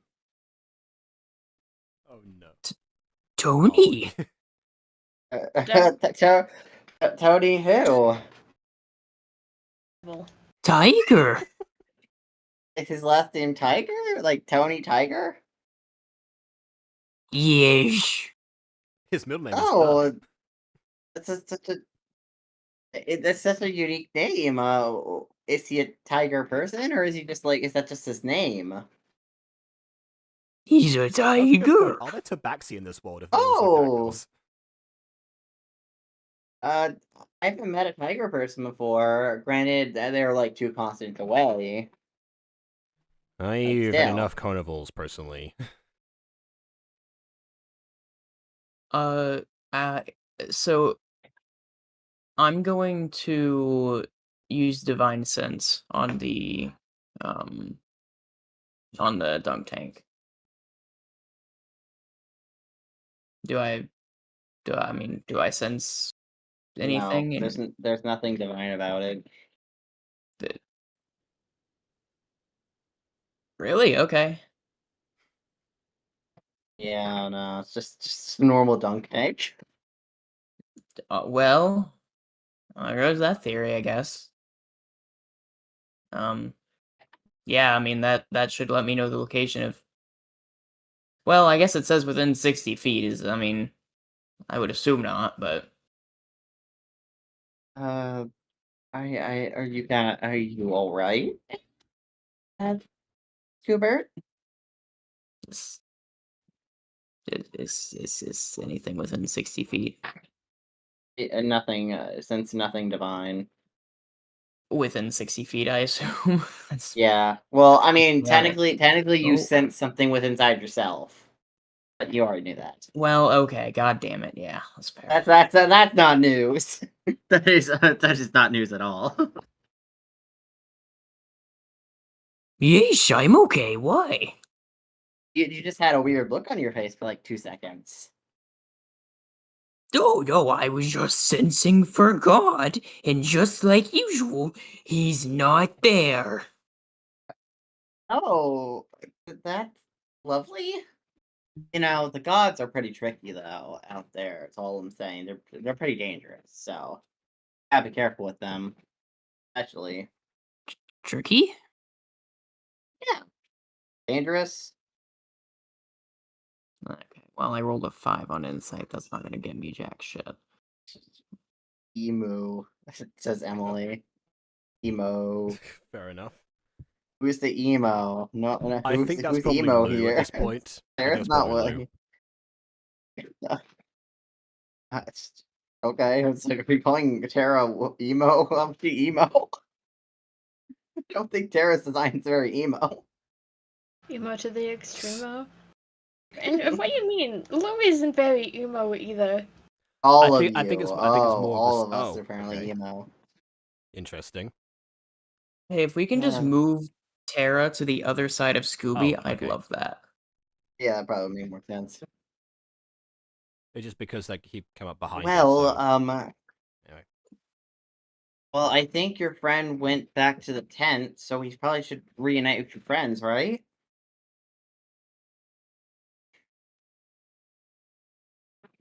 Good, good, good. Okay. I guess so. I could have sworn I just saw them. I guess. Just come on. She walked off in the direction of the tent. Back at the tent, Lou, Orchid is just waiting there. The rest of the class have went off to do their fun. You know, it's amazing how we constantly reunite with this class and then immediately separate again. It's also, like, amazing how nobody in this class stands out at all. I wonder if they've all been here for some time, if they're all new. I haven't talked to any of them yet. Might be apparitions. Or they might be modeled off of real people. Like we were, kind of. Just then, Gary walks over, noticing Orchid's flower crown. Hello. Now, I have a Don't eat my proposition flower for crown. you. Okay, I'm looking for. But I kind of want a snack. Okay, and like I'm thinking, how about this? I give you a boyfriend through me, and I get your flower crown to go. Oh, I've been in this scenario before. Meanwhile, Lou. Meanwhile, Lou just Deja vu, anyone? Lou just kind of looks over and just kind of pulls Orchid closer to him. Kind of like a sign of no. Bad. Wait, are you two a thing? I'm so sorry. I didn't know you guys were up. Okay. Why, no. She doesn't tickle his nipple. He walks in, by the way. I recognize he wasn't in the scene. This was his He just entrance. appears behind Gary, Gary looks startling him. Yes. Gary is a bit startled from this. Like, what does tickle nipple mean? What do you mean? Everyone says it. No one else has said it. I'm Congrats. gonna. Gary looks kind of scared at Scooby's existence. You know. Wait a second. I think I see some flowers in his field Wait over a second. here. I don't want to date you, but I do want to know about you. How about this? I use Druidcraft. I cast Druidcraft, and I make a flower blossom in his vicinity.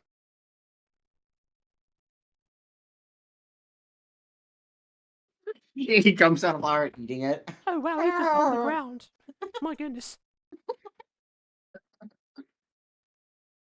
He accidentally eats a bit of dirt. He accidentally eats a bit of dirt with it too. Delicious. Okay, I'm erasing that mental image. What is wrong? What is wrong with you? Oh, a lot of things apparently. Just ask my parents. Thank you. Anyways, what did you want to ask? Well, I mean, how exactly how'd you get here? Oh, well, I woke up. We took the carriage, and we got here. So you came here by carriage. Okay. So Didn't you? I might have done, but not really. No. Oh, that's Do cool. you know who were the? Was it by eating flowers? But no, I don't eat them. I just make them. Ah. I make Can I these. I have to have constantly replenish them because they keep dying on my head. But yeah, you can have more. Well, Since Druidcraft's a cantrip, I just keep pointing at the ground and just, sprouting a flower one after the other. And then stop to make sure that he doesn't, get indigestion or something.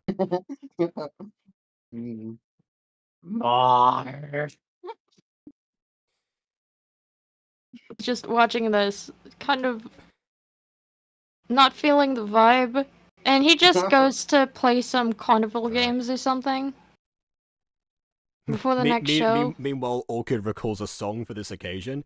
It's called addiction. It's an affliction as it pulls you down the rabbit hole. Try to get despite your shout, you lose your self-control.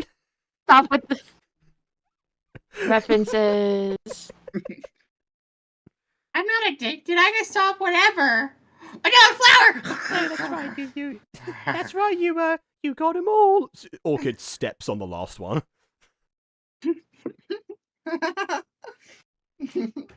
I need more. He goes in the fetal position. Overwalks to Raquel. Oh God, did you feed him flowers? Okay. He grabs him by the collar. We're going. Said, I don't know. Talk to a therapist or adult or someone to get this sorted because I don't. I'm scared. He pulls off. He pulls away. Gary. I'm sorry, Gary. Tara Williams just goes, haven't anyone ever taught you not to feed addictions? I didn't know it was an addiction. I just thought he liked it. Anyone who eats flowers is clearly addicted. I mean, not necessarily. I don't even know what species he is. That could just be a delicacy in his culture or something. He's a human. What do you mean? Well, I wasn't told that. The DM didn't specify. What does that mean? Oh God! It means there's not enough diversity in this show.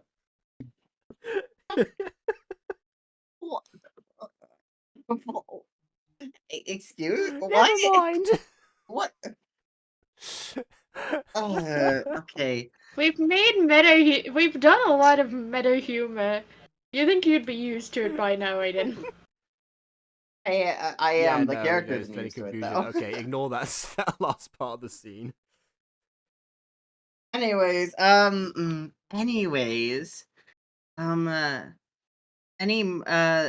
about your other classmates? Like, I heard one named Martha. You want to maybe look for her? I mean, sure, but You know, I I really. don't know if we're gonna get any luck. I should have asked Gary if they all came the same way as he did. I like that every episode has its own dedicated bit that never really gets reused past the one episode. Yeah, you know, it's it's an anthology series. Okay, sure. I mean, I don't know where Martha went. So Right. if we find one of the other kids first, we should talk to them. But I've got to see. I've got to know if they all came here by Other carriage. kid? Because who knows? They might be affected the same way we other- were. What do you mean, other kids? It's just you guys and Martha, and obviously that Kel guy and like the Gary person, right? Oh, well, there you go, Kel in that case. With a class of other kids. I could have swore. I could have You're not sworn there there. were more in the first roll call, but none of the others. Right. Okay. Doesn't matter. If we find Kel or Martha, we'll Well- interrogate them. I mean, gently ask them questions.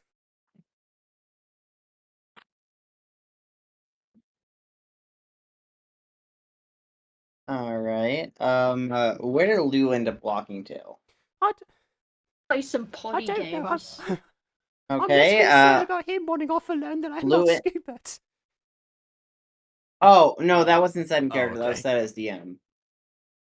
Okay. Anyways, we're transitioning scenes to Lou. Lou ends up finding an area where you throw balls at glass bottles.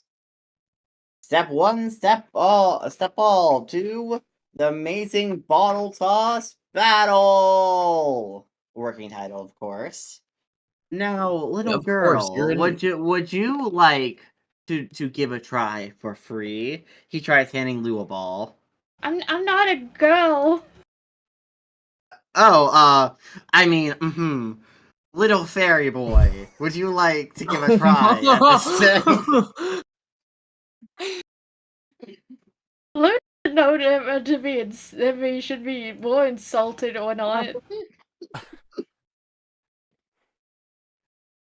Meanwhile, he's like, okay, for the sake of my own personal mental health, I'm going to ignore the fact that you said that, and I'm gonna give this And ball for a the toss. sake of our There's, brand, you I'm know, going to it's- say that I don't think Aiden meant it in that way, chat.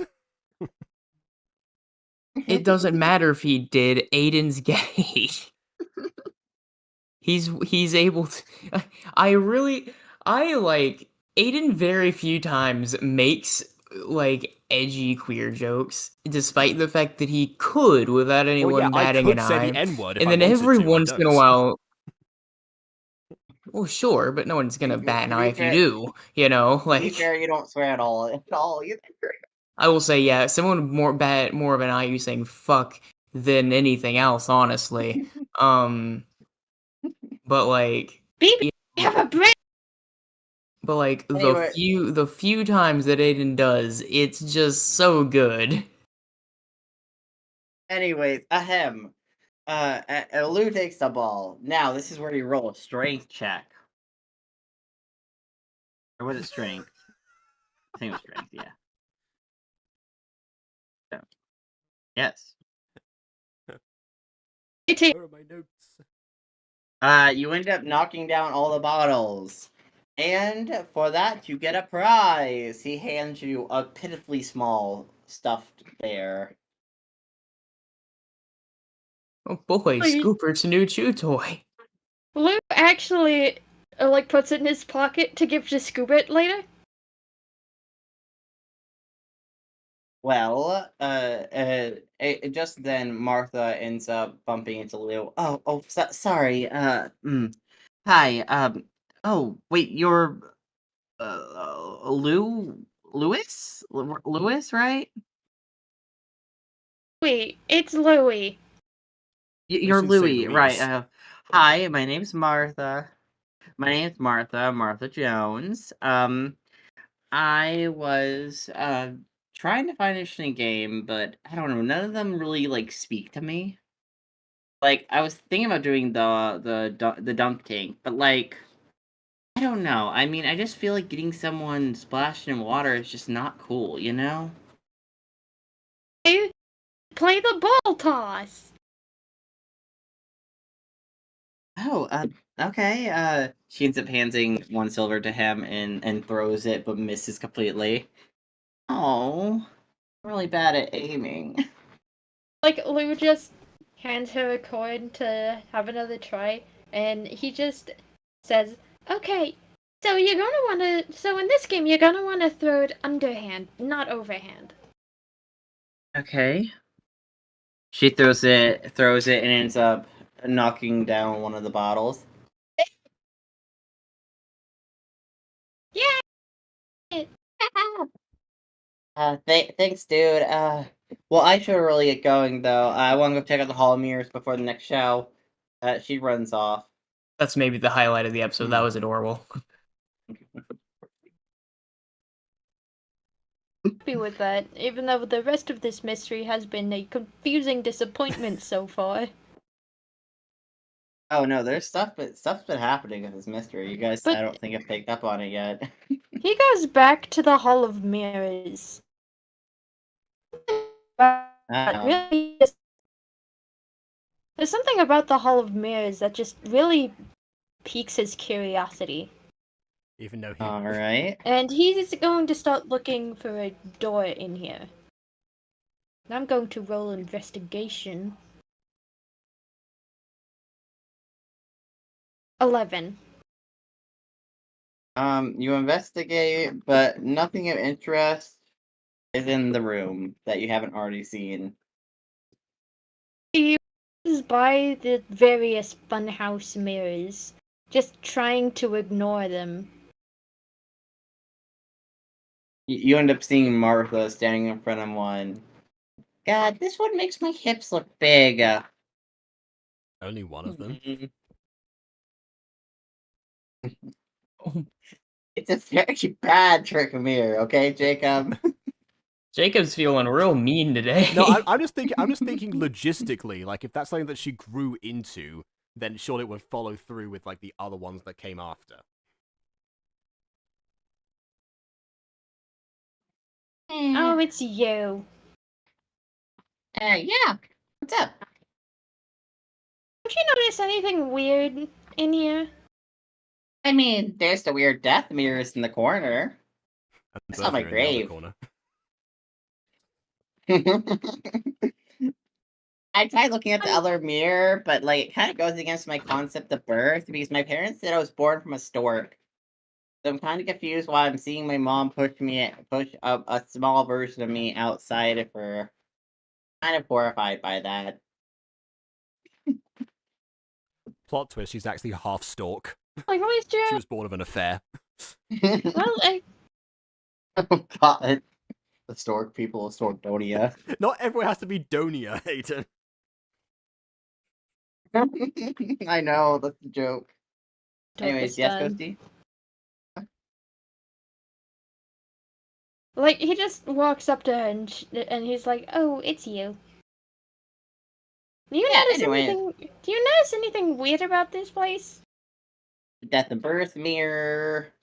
This mirror, I think, is body shaming me. So, yeah, Lou walks that. over and takes a look into the mirror. The mirror makes her look really wide. It's normal. This is the one normal mirror in this funhouse. Lou is very lanky everywhere except for the hips. Yeah. His body's not spry, but the hips don't lie. A twink than he was before.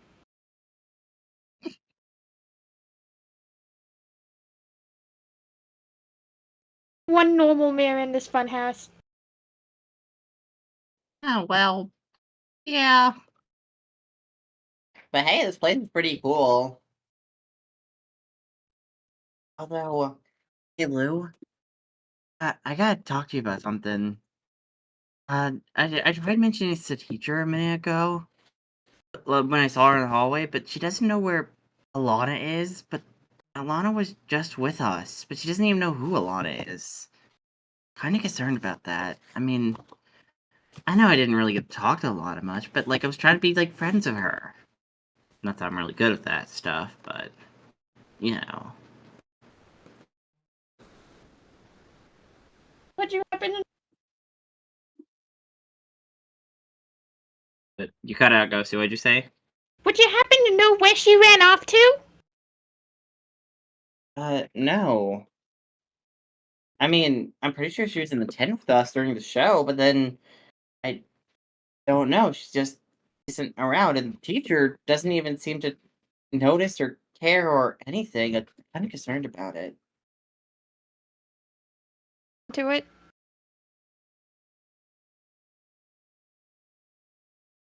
What'd you say? Look into it. Thanks. I don't know.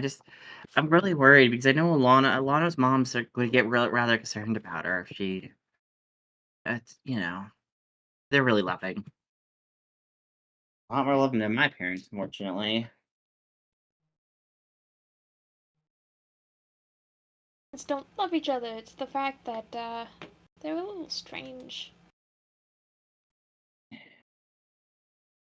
Anyways, But I it's think excellent, I guess. just then. Go on.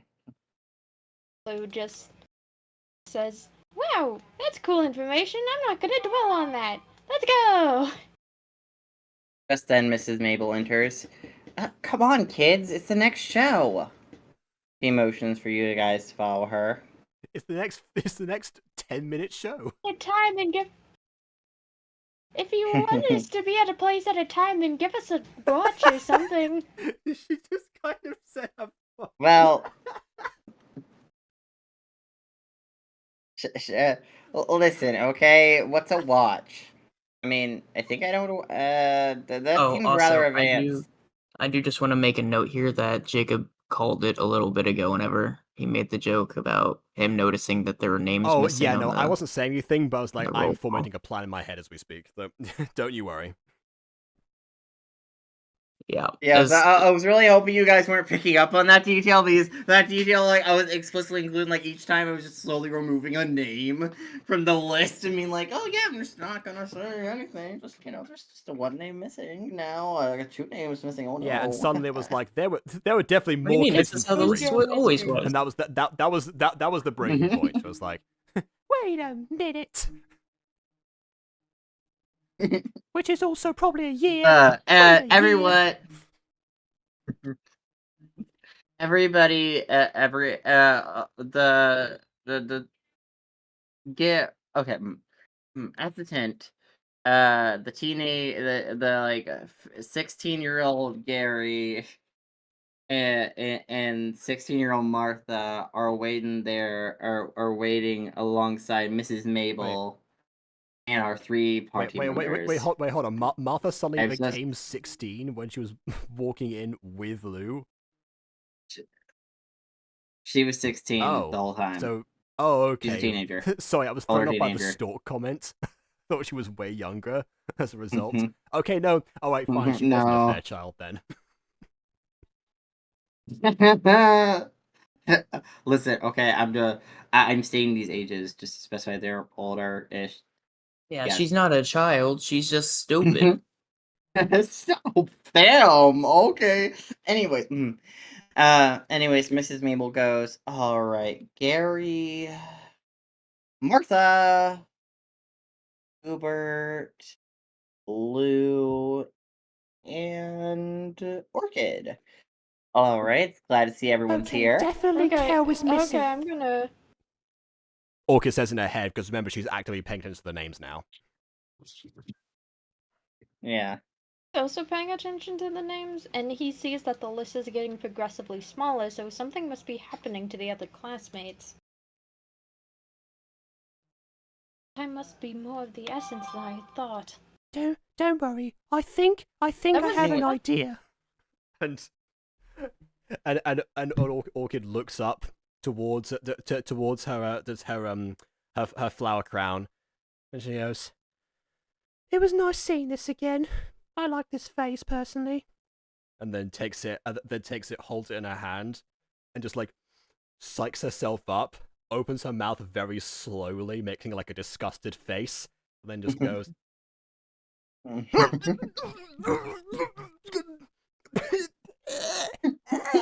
Like starts like retching on the floor. Oh my god, Mrs. Oh, see, that's not what I. See, that's not what I was picturing. Concerned about her health. Oh my god, dear, are you okay? What's Dude, wrong?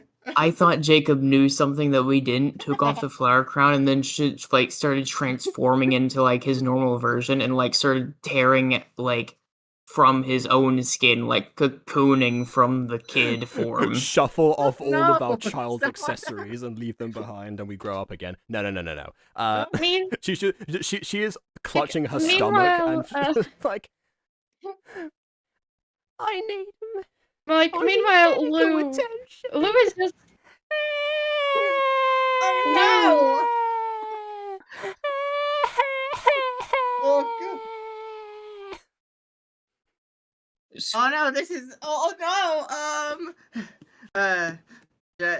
she goes with Scooby. Scooby, could you carry him to the there's a medical tent over there. I think runs by like the trapeze person. What? Aren't you an adult? Can I Well, go with you, please, wherever Gary went before? Sure. They went over here. Like at the medical tent. Oh God. Can you take me to the medical tent, please?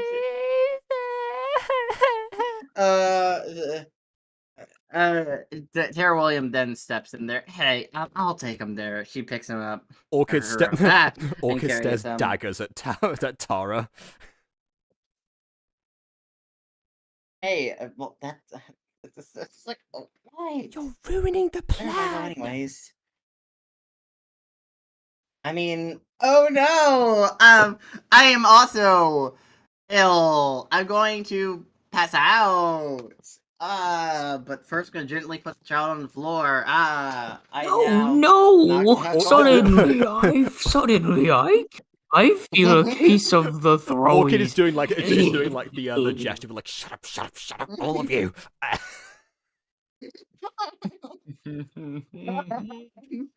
Lou, the actual sick one here, is just watching all of this. Like, I could have done the plan. He still could. Everyone else is. Oh. Scooby just sees Lou just kind of flop over, actually ill. Orchid not registering that this is for real. Just like looks exasperated at Lou, being like, "Not you too! Come on, get up! Stop it!" Scooby pauses from throwing up, looks slightly over at Lou and goes, Good acting. Can you take us? Can you and Tara take us all to the medical tent, please? They're sighing to him legibly. And then she forgets the idea. I know, bippity boppity boom, when she tells you guys right in front of the medical tent. Okay. That's okay. Since we are now, I did my job. Okay, since we are now out of earshot, you're like, what are you all doing? I was the bait. No, you're Lou. I mean, sorry, wait, no, you're not that either. You're Orchid. Okay. Tara William gets up. If you ever see me eat a flower in front of everyone and clutch over sick, it's probably because I'm planning something. I was not this crazy as a child. I was pretty crazy, I'll have you know. My plan was, remember, she led Gary away somewhere. Possibly here, possibly somewhere else. I was trying to be alone. Remember, I can sprout flowers on the ground. I was going to use Druidcraft to make a path for you to follow so you would know where everyone was. Well, you could have always just drowned and choked out the teacher with flowers. That would have solved the I'm problem. not tall enough to shove a flower down her throat. No, but the magic might be. I don't think I can cast Druidcraft at a person's mouth and sprout flowers from them. I mean, I can try if you want to volunteer and help me test it out. Yeah, sure, make my tongue smell good. Okay. Lou is laying on the floor, like, actually. Meanwhile, Lou is just laying on the floor, actually weak and ill. Hey, Lou, you can stop pretending now. Yeah, there's no point anymore. She's not going to fall for the plan. Tara gets up. I think he's actually You having a got medical teleported here emergency. too. How about I, You weren't even sick. No. Why are you here? I pretended to be sick. Remember I Oh, yeah, passed that's out? right. Allegedly. Oh, God. Okay, well, I'll take care of him. Maybe you guys go inside the medical tent and actually investigate what's going on in there. While I make sure he doesn't die. Oh, you'll be fine. Come on, Lou. Lou, God. get up. Lou just kind of throws up on the ground. Come on now. I'm back to not having any magic that can help this. And unfortunately, I didn't carry potions around with me at this age. I've got ingredients. I've got several Despite the ingredients. I fact- could probably make something. Despite the fact that I know out of character that Lou is actually sick, and Scooby clearly does not, I do want to throw an improv curveball. So can I just roll persuasion to make you get up anyways? Okay, do it. Well, hold on. I'm making a okay here. Meanwhile, Orchid now knows that Lou is sick because she heard Tara say it and is realizing, okay, this is happening now. So she just goes over and starts rummaging through like the medical supplies and her own supply of herbs because guess what? On the wiki, which is now in a link, by the way, that I found it's in the description now and in the first comment of the live chat. In the wiki, it does actually say that she went on herb hunting field trips, so she might have some on her person. So that's what I'm going with. So she starts mixing a potion while Scooby is convincing Lou to rise. So yeah, so Ghost, as Scooby's trying to convince you to stop faking, despite the fact that you are not. I rolled a 21. Okay, well, Lou has effectively been gaslit into thinking he's fine. Gaslit? No, hold on. Hey, no. I said I want to throw a curveball at Ghostie. Okay. Yeah, isn't that what's persuasion for? Like, Scooby persuades Lou to stand up. To, like, get up and stop pretending. Meanwhile, Lou does get up and... Like, he's not pretending. He actually feels ill and his health is actively regressing back to what it was when he was a child this age. Yeah, go on. And he looks at Scooby and says, "Wow, I feel so much better." That's a Torbeck line. That's the spirit. Let's go, Lou, and he pats your back. He just pats Lou on the back, only for Lou to fall over again. Face first. Crash. Oh dear. I like to picture it's the really cartoony, like, you're falling into, like, a pile of trash or whatever, and you can hear, like, the clanking and all that. Who put that pile? You know the that sound pile of effect. trash in a medical tent? This place needs sanitation. Well, we're outside. Well, yeah. Well, even so, like, it's just like pestle and mortar grinding some leaves at the moment. Okay, well, Lou, if you're gonna keep on playing, then I guess I can, you do you, I guess, and walked in Scoobert, while I'm preparing some medicine for Lou here, would you mind having a sniff around the tent, see if you find anything? Why are you wasting medicine? Well, I mean,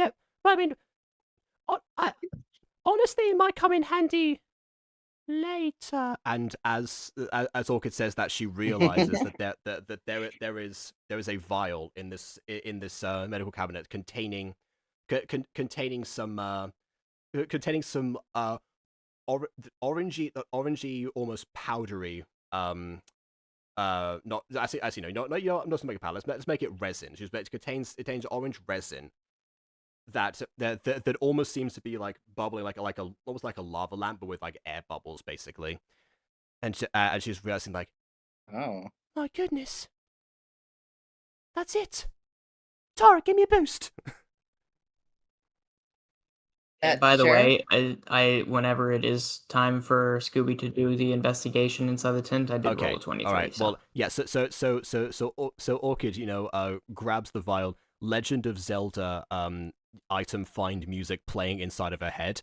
And just like, it's the final ingredient. I found it. I can make the antidote for Fred. Yay!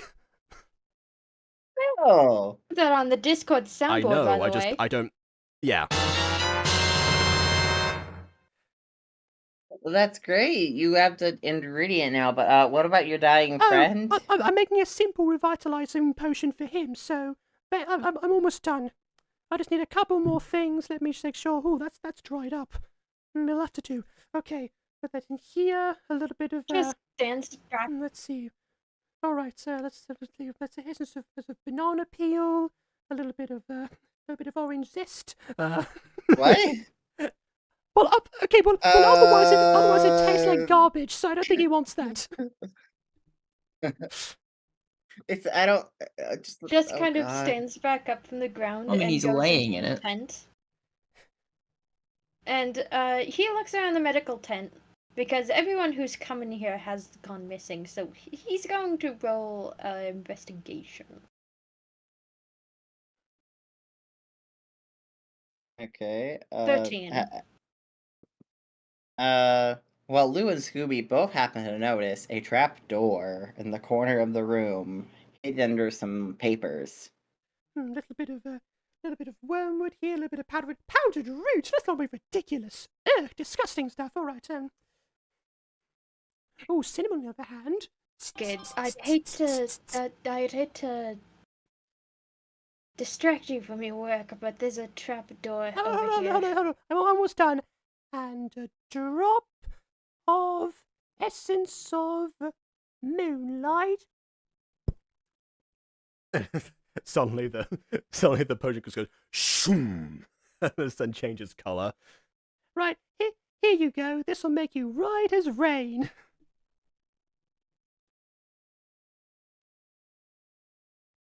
Just takes it and he's like, "Alright, let's give this a try." Like, is there anything I have to roll for this, DM? Would it be? I think it would be performance, but the man to be no, it would be survival. You have to roll survival. No, hold on. I don't think that Lou should have to roll anything. I think that would have medicine to to see how well I prepared the potion. Yeah. Roll medicine. That's what I was thinking. Well, I'm just saying if you get a really low number, you may Child Orchid has a +0 medicine, so let's see. Oh god, that is a 10. Good. Lou feels marginally better, but not that much better because it didn't really do too much for him, but he doesn't feel worse. No. Normally it takes a little bit longer to brew, but I just kind of cranked the water up to mix with Druidcraft so we could get out of here. No. I thought I explained to Scuba back back at Territon that when I was young, my health was extremely poor.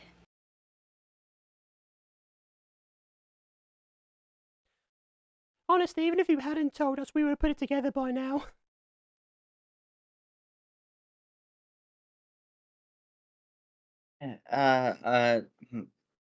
Sarah Williams looks around. Okay, guys. How about how about that trap door looks pretty small. It maybe take me a bit to try to get in there. Honestly, you'd have to be like a contortionist to contort your body to get in there, or a small child in your guys' Hey, case. if the head fits, you fits. I mean, that's true. We did establish earlier that you're actually really short, so What? you probably will fit in. Actually. But also I should keep watch around here. Maybe find some extra evidence while you guys check down there. But holler if you need me. All right? Lou is already opening the trap door and trying to squeeze his skinny little body in there. Oh, it's not very hard for him now, is it? Oh, it isn't. It isn't hard at all. Yeah, well, Orchid is about to join him, but then as like her foot is hovering over it, she sort of hesitates and looks back. What? Why don't you want to come with us? This could be the exit. We don't need someone to stay watch here. Look, I just need to do some extra investigating. I have a feeling that I shouldn't go if you guys You've are now. done more. All right? You've done more investigating than we have. You've been here for 25 whole minutes more than us, and that's several years. Actually, what did you find while you were investigating before we showed up? The strong man seemed kind of nice. The honestly, the owner here kind of seemed kind of skeezy, if you ask me personally. But that's just my opinion. AKA, she found nothing of note. Yeah, so I mean that does track with the idea of exploring. I mean, essentially, we did have to do. I'm just thinking now. We did a lot of exploring during our first mission together. It was all about uncovering your history. And I'm starting to remember now, in a rare moment of my child lucidity that I established earlier was a thing. I seem to remember that your death was documented. You passed away only a few years ago, apparently. And also, we found out that you died in a house fire. What are you talking about? I don't remember that at all. Well, it seems like other people found out. Does the name Doofus Do mean anything to you? Hey, it rhymes. Who's that? Should it? Yes, it absolutely should. I'm rolling insight on Tara with my +0 insight. 17. Yeah, Child Orchid has. What are you rolling insight for? Who knew +0 could give you so far? Yeah, Child Orchid has better luck than Adult Orchid in terms of rolls. Yeah. What? Actually, yeah. That's a good point. What is the counter to that? Deception, I guess, if she's lying, and Yeah, the counter is deception. If she's lying, then For what you could tell, she's not lying at all. She's being 100% truthful. Yo. Ahead.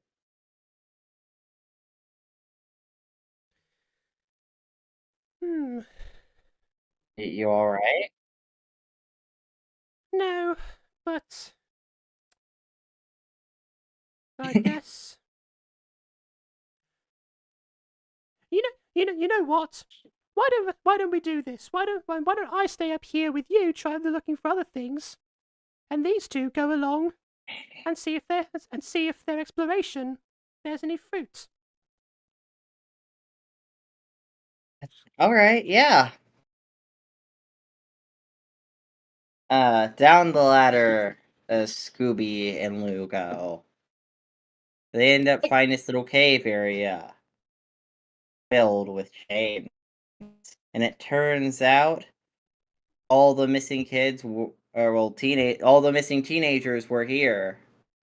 And out steps the trapeze artist. Oh no. It Flower. was Flower by name, flower by addiction. I don't have a background for this, by the way. Flower then goes, "How did you find my base?" Anyways, can we hear this if enough the about this. can we hear this if What the do you chat guys? pool's open?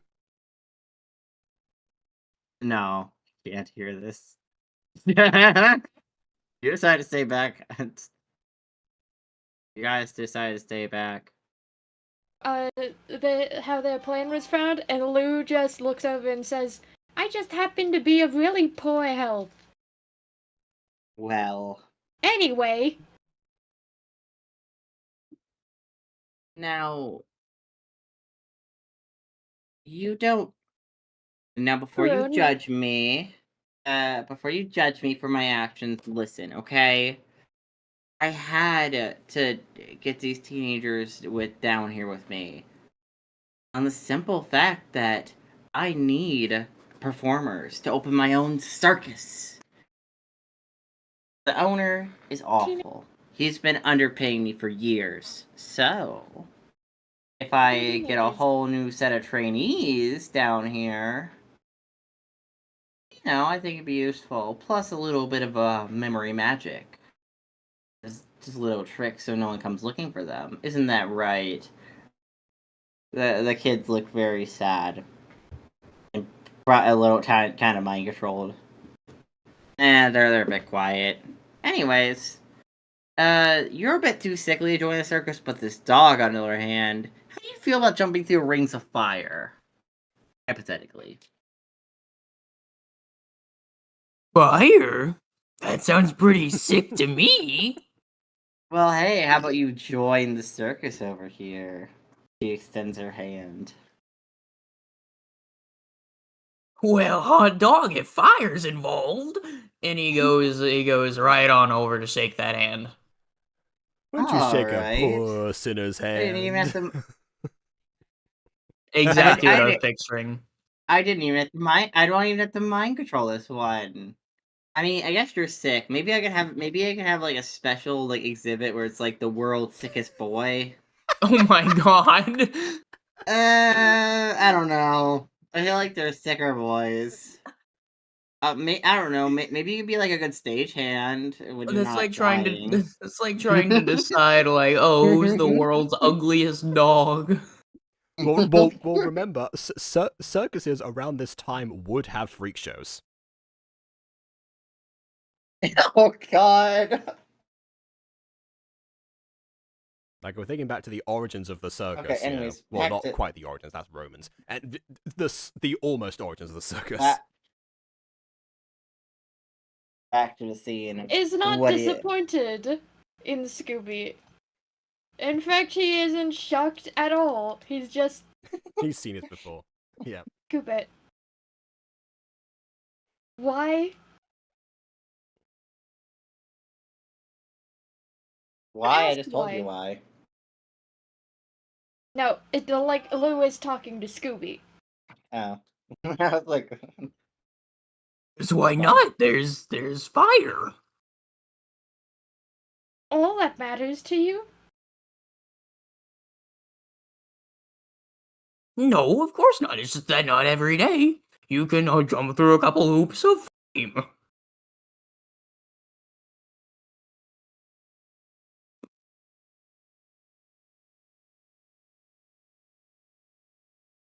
No, it just seems fun.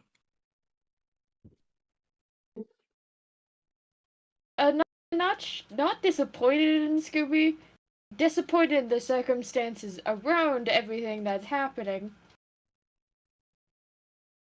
Looks over the trapeze artist and just says, "Well, Scooby might be on your side, but I'm not gonna let you get away with it."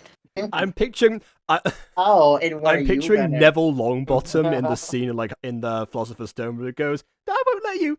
I'll fight you." Oh, and what are... Oh, you're gonna fight No, me? that was me saying that. I Lou like, didn't say I that. like this. Well, basically Just implied that I'd be reaches on the behind him. He's kind of gained the muscle memory of constantly having his sword on hand, so when he reaches behind him to find nothing, he just readies his fists instead. Alright, roll Ba-da-ba, initiative! ba-da-ba. You know, He Oh, just God. readies his fisticuffs instead. Nat dirty 20. Well, I got a 9, so you go first.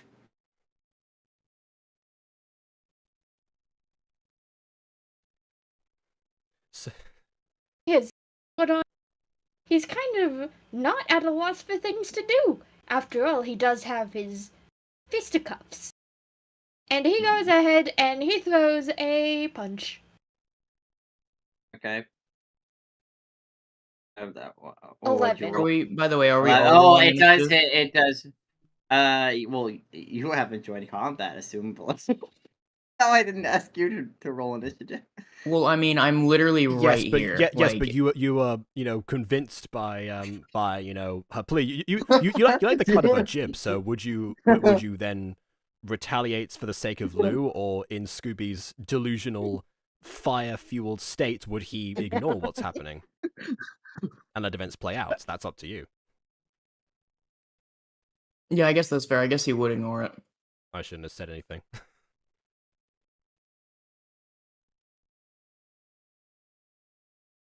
Damn, you're waiting for another Scooby kills Lou Oh no moment over here. I wasn't thinking about that. I don't think he'd go that far this time, because Lou hasn't attacked him yet.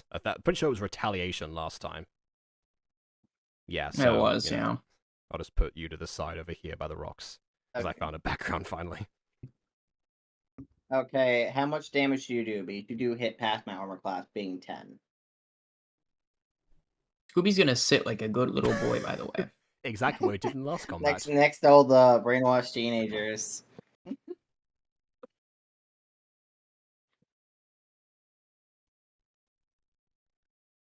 So how much damage? 2 bludgeon damage. 2? Okay. 4 plus 2 bludgeon damage. 4 plus 2. Oh, so Yes. 6. Yes. It's You knock your cold out. Oh my god.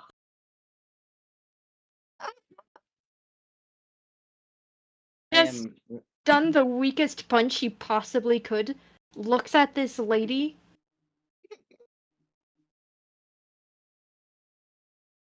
And then to Scooby.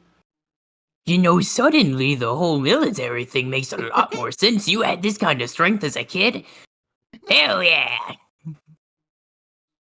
Rock on, dude! And he doesn't have the right amount of fingers, but he tries his best. He curls one finger to make the rock gesture.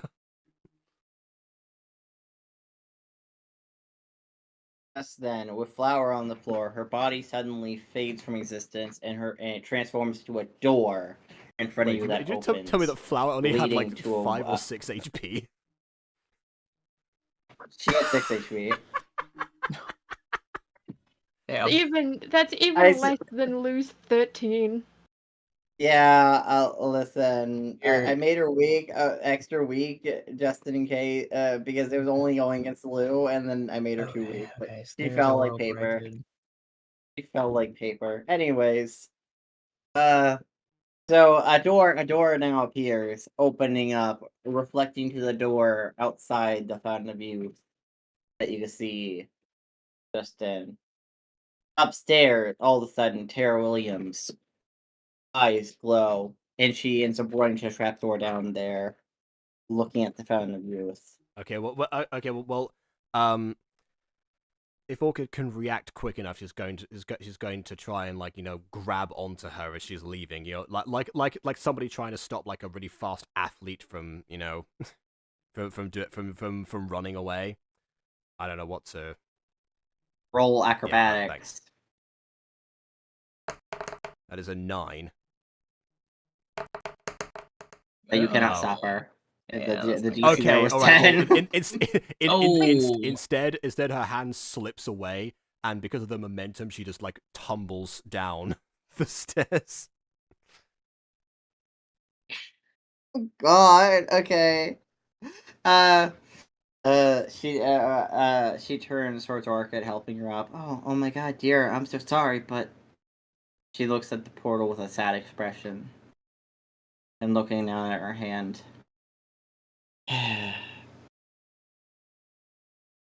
You guys, good luck with whatever you're doing at the Fountain of Youth. Okay, no, that does it. What? She almost has. Why are you not accompanying us? I'm not real. Aha! I knew there was something up with At you. least. The truth is, years ago when I did these trials, it must have snapshot my consciousness or something. So when it decided to reuse me here, I had only what she knew at the time. She almost seems sad about this. Well, now I'm really conflicted over whether it's a trial by water or a trial by fire. When I touched that scroll, I don't know what happened to Ari or I don't know. I wonder how Ari's doing. She seemed nice, or at least a little what got to know about her. Although I really wish she'd take off her hood every once in a while. Although Nor, he's so funny. Honestly, funniest guy I ever met. His orc puns are legendary. And Ruby, she's really nice. I mean, a bit mischievous, but really nice. But I don't know what happened to them. I don't know if I ever saw them. I don't even know if I completed the trials. I All have a know is- question. Yeah? Do you truly believe that you aren't real? I'm not. How do you It's complicated. ignore everything I told you about your future? How do you know for sure? Because now I'm starting to think if you, a younger version of Tara Williams, have been split away, doesn't that mean that we, younger versions of ourselves, after touching the scroll, could have had the exact same thing happen? How do we know we're even us anymore? I don't know. So if you're saying that Truthfully, you can't I go don't- through, doesn't that mean that none of us can? I don't know. But Maybe. it also means, if we're all I mean- manifestations, then if we can go through it, so can you. Would you? And Orchid goes. really think Orchid so? approaches towards the door. Is about to open it, then turns around and holds out her hand. Tara Williams, would you like to know your future? I would. She grabs her hand. Orchid places her other hand on the door and turns the handle and opens it.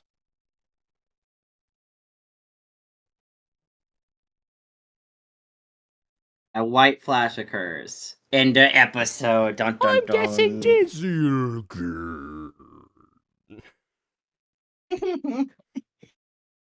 God. Mhm. Flash melt. Oh I- God.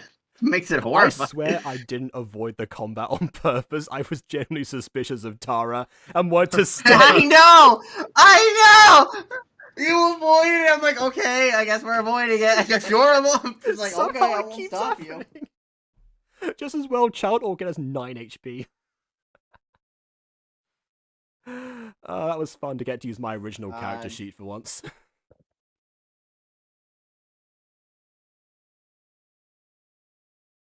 And yeah, that was you got introduced to younger Oh Tara no, I just realized Williams. none of us freed the children. Yeah. They weren't real. They weren't real. They were real in their I This was like a will give- weird. Yeah, I think the excuse they weren't real doesn't really work given how that ended. Well, the mind control wore off, and the memory should return once they get so they weren't like chained up or anything. Okay, Yeah, good. no, they're All right. They're buying good. They're cool. But yeah, so I mean, their lives as we they knew it is gone. But besides that, I throughout the session I kind of forgot to drop some more lore hints about the journey that Tara Williams went on with her crew. So towards the end, I kind of just name dropped the actual names that I wrote down. It did work as a reminiscing thing, and also as motivation for Orchid to be like, "You're coming with us. you're not so bad after all." I don't know if Lou's convinced. Lou. Now Tara Williams. Worst impression on Lou, I think. Tara Williams now has a clone officially, a younger clone who the present day version of her has died, but she now has a clone. Who's an exact copy of her. And so might we. Maybe our original versions died, and we're the clones now, going forward. After being stuck in the Irene dimension. Nah, you're back to your normal selves. Oh God, you're back to your adult human normal bodies. I thought we might be by next time. But yeah, well. I don't know that we'll be sent back to. I mean, we'll be thrown off into no man's land, decrepit old town. But besides that. Oh God. But yeah, what you guys think of the session? Damn town's gonna be. Yeah. Fucked after the years that we're gone for. How many minutes have we spent in that hellhole? You spent like 45 minutes in there in real life. Dude, we're so everyone thinks we're dead. No, okay, let me explain. That was initially just a snapshot version of her consciousness from when she touched the scroll like over 30 years ago. And that's just a snapshot of her consciousness. Okay, sure, but if she touched the scroll 30 minutes ago and that manifestation thinks it's been around for 25 minutes, that means that in 25 minutes, 30 years have passed. No time has passed. Oh God, it's just a clone of her. It's a clone, a mental clone. And now a physical clone because she went through the portal, so now she's a physical entity. If you had said she had been there for 30 years, then the clone was aware of this. It was made at the moment of the scroll's creation. No, so not the scroll's creation, but of the scroll being touched. Then we wouldn't be in this situation. You've introduced time dilation into this mechanic now. No, I said she was there for 30 minutes because the players were there for 30 minutes when she said that. Canonically, because they got to the place, they were told that the show happens in 30 minutes. They went off, did some stuff, then they got recollected to go to the show in 30 minutes. So she existed the moment the part world manifested. Okay. Well, all right. The trial world manifested. She existed. Okay. Yes. That makes sense. That makes sense to me. But I hope you know that the guys are fully convinced that everyone they know is dead and that they themselves are not real. Yeah. And here I was thinking, episode 7 got existential. And I also, might I add, I think what we assumed is actually a little bit cooler than the truth of it. But... Well, I mean, it might be cooler than the truth, but also I prefer the truth on an emotional level for them, because otherwise they're not going to bounce back from that if it weren't the truth. Yeah, but there's nothing that really causes character arcs quite like trauma. As somebody who's watched all of MCD, I can definitely see where you're coming from there on some level. 45 years might be a bit excessive compared to the 15 in that show, but it could in theory. To be fair, if I were to do a crazy time skip like that, that would require a lot more writing on my end on the basis that Greg would be dead. Yeah. So I would have to introduce a new person running the Mystery Guild or do something like that. Introduce Tara's affair child. Wait a minute. Hold on a second. Hold on a second. So Wait a cool. minute. So we established that Tara had an affair. They don't know if it bore a child. We established that Martha was born to a human mother and a stork father. Oh my! And who was the child that Tara mentioned above any others that were still around? Martha. It's not Come Martha. Come on, that would be so cool. Martha. Remember, No, it's not Martha. if these characters might just be like representations of real children that have existed. Come on, let Tara have a stork baby. We just find like no, like here's old the thing. like, Here's like the thing. 50-year-old Martha back in like in the present time when we escape. Oh wait, but what it? Okay, but funnier outcome. Greg gets replaced by the stork himself. Chat. If you made it this far, back me up here, please. Thing. That Martha reveal would be amazing. Okay, here's the thing. She may or may not have had a child, but that alleged affair was actually happening with Greg. But no one obviously knew about the whole her thing. But Greg she was thing. married. But she was married to Greg. So why would that be the affair? It wasn't well known that she had a child. It wasn't well known she was married with Greg because it was so mysterious. But then it wouldn't have been called an affair. It would have just been called dating someone. Well, yeah, but they don't know that. People didn't know her as well as they thought they did. Someone else and was seeing Greg secretly rather than the much more logical assumption, which was she was just seeing Greg. Who did they think she was dating? The stork?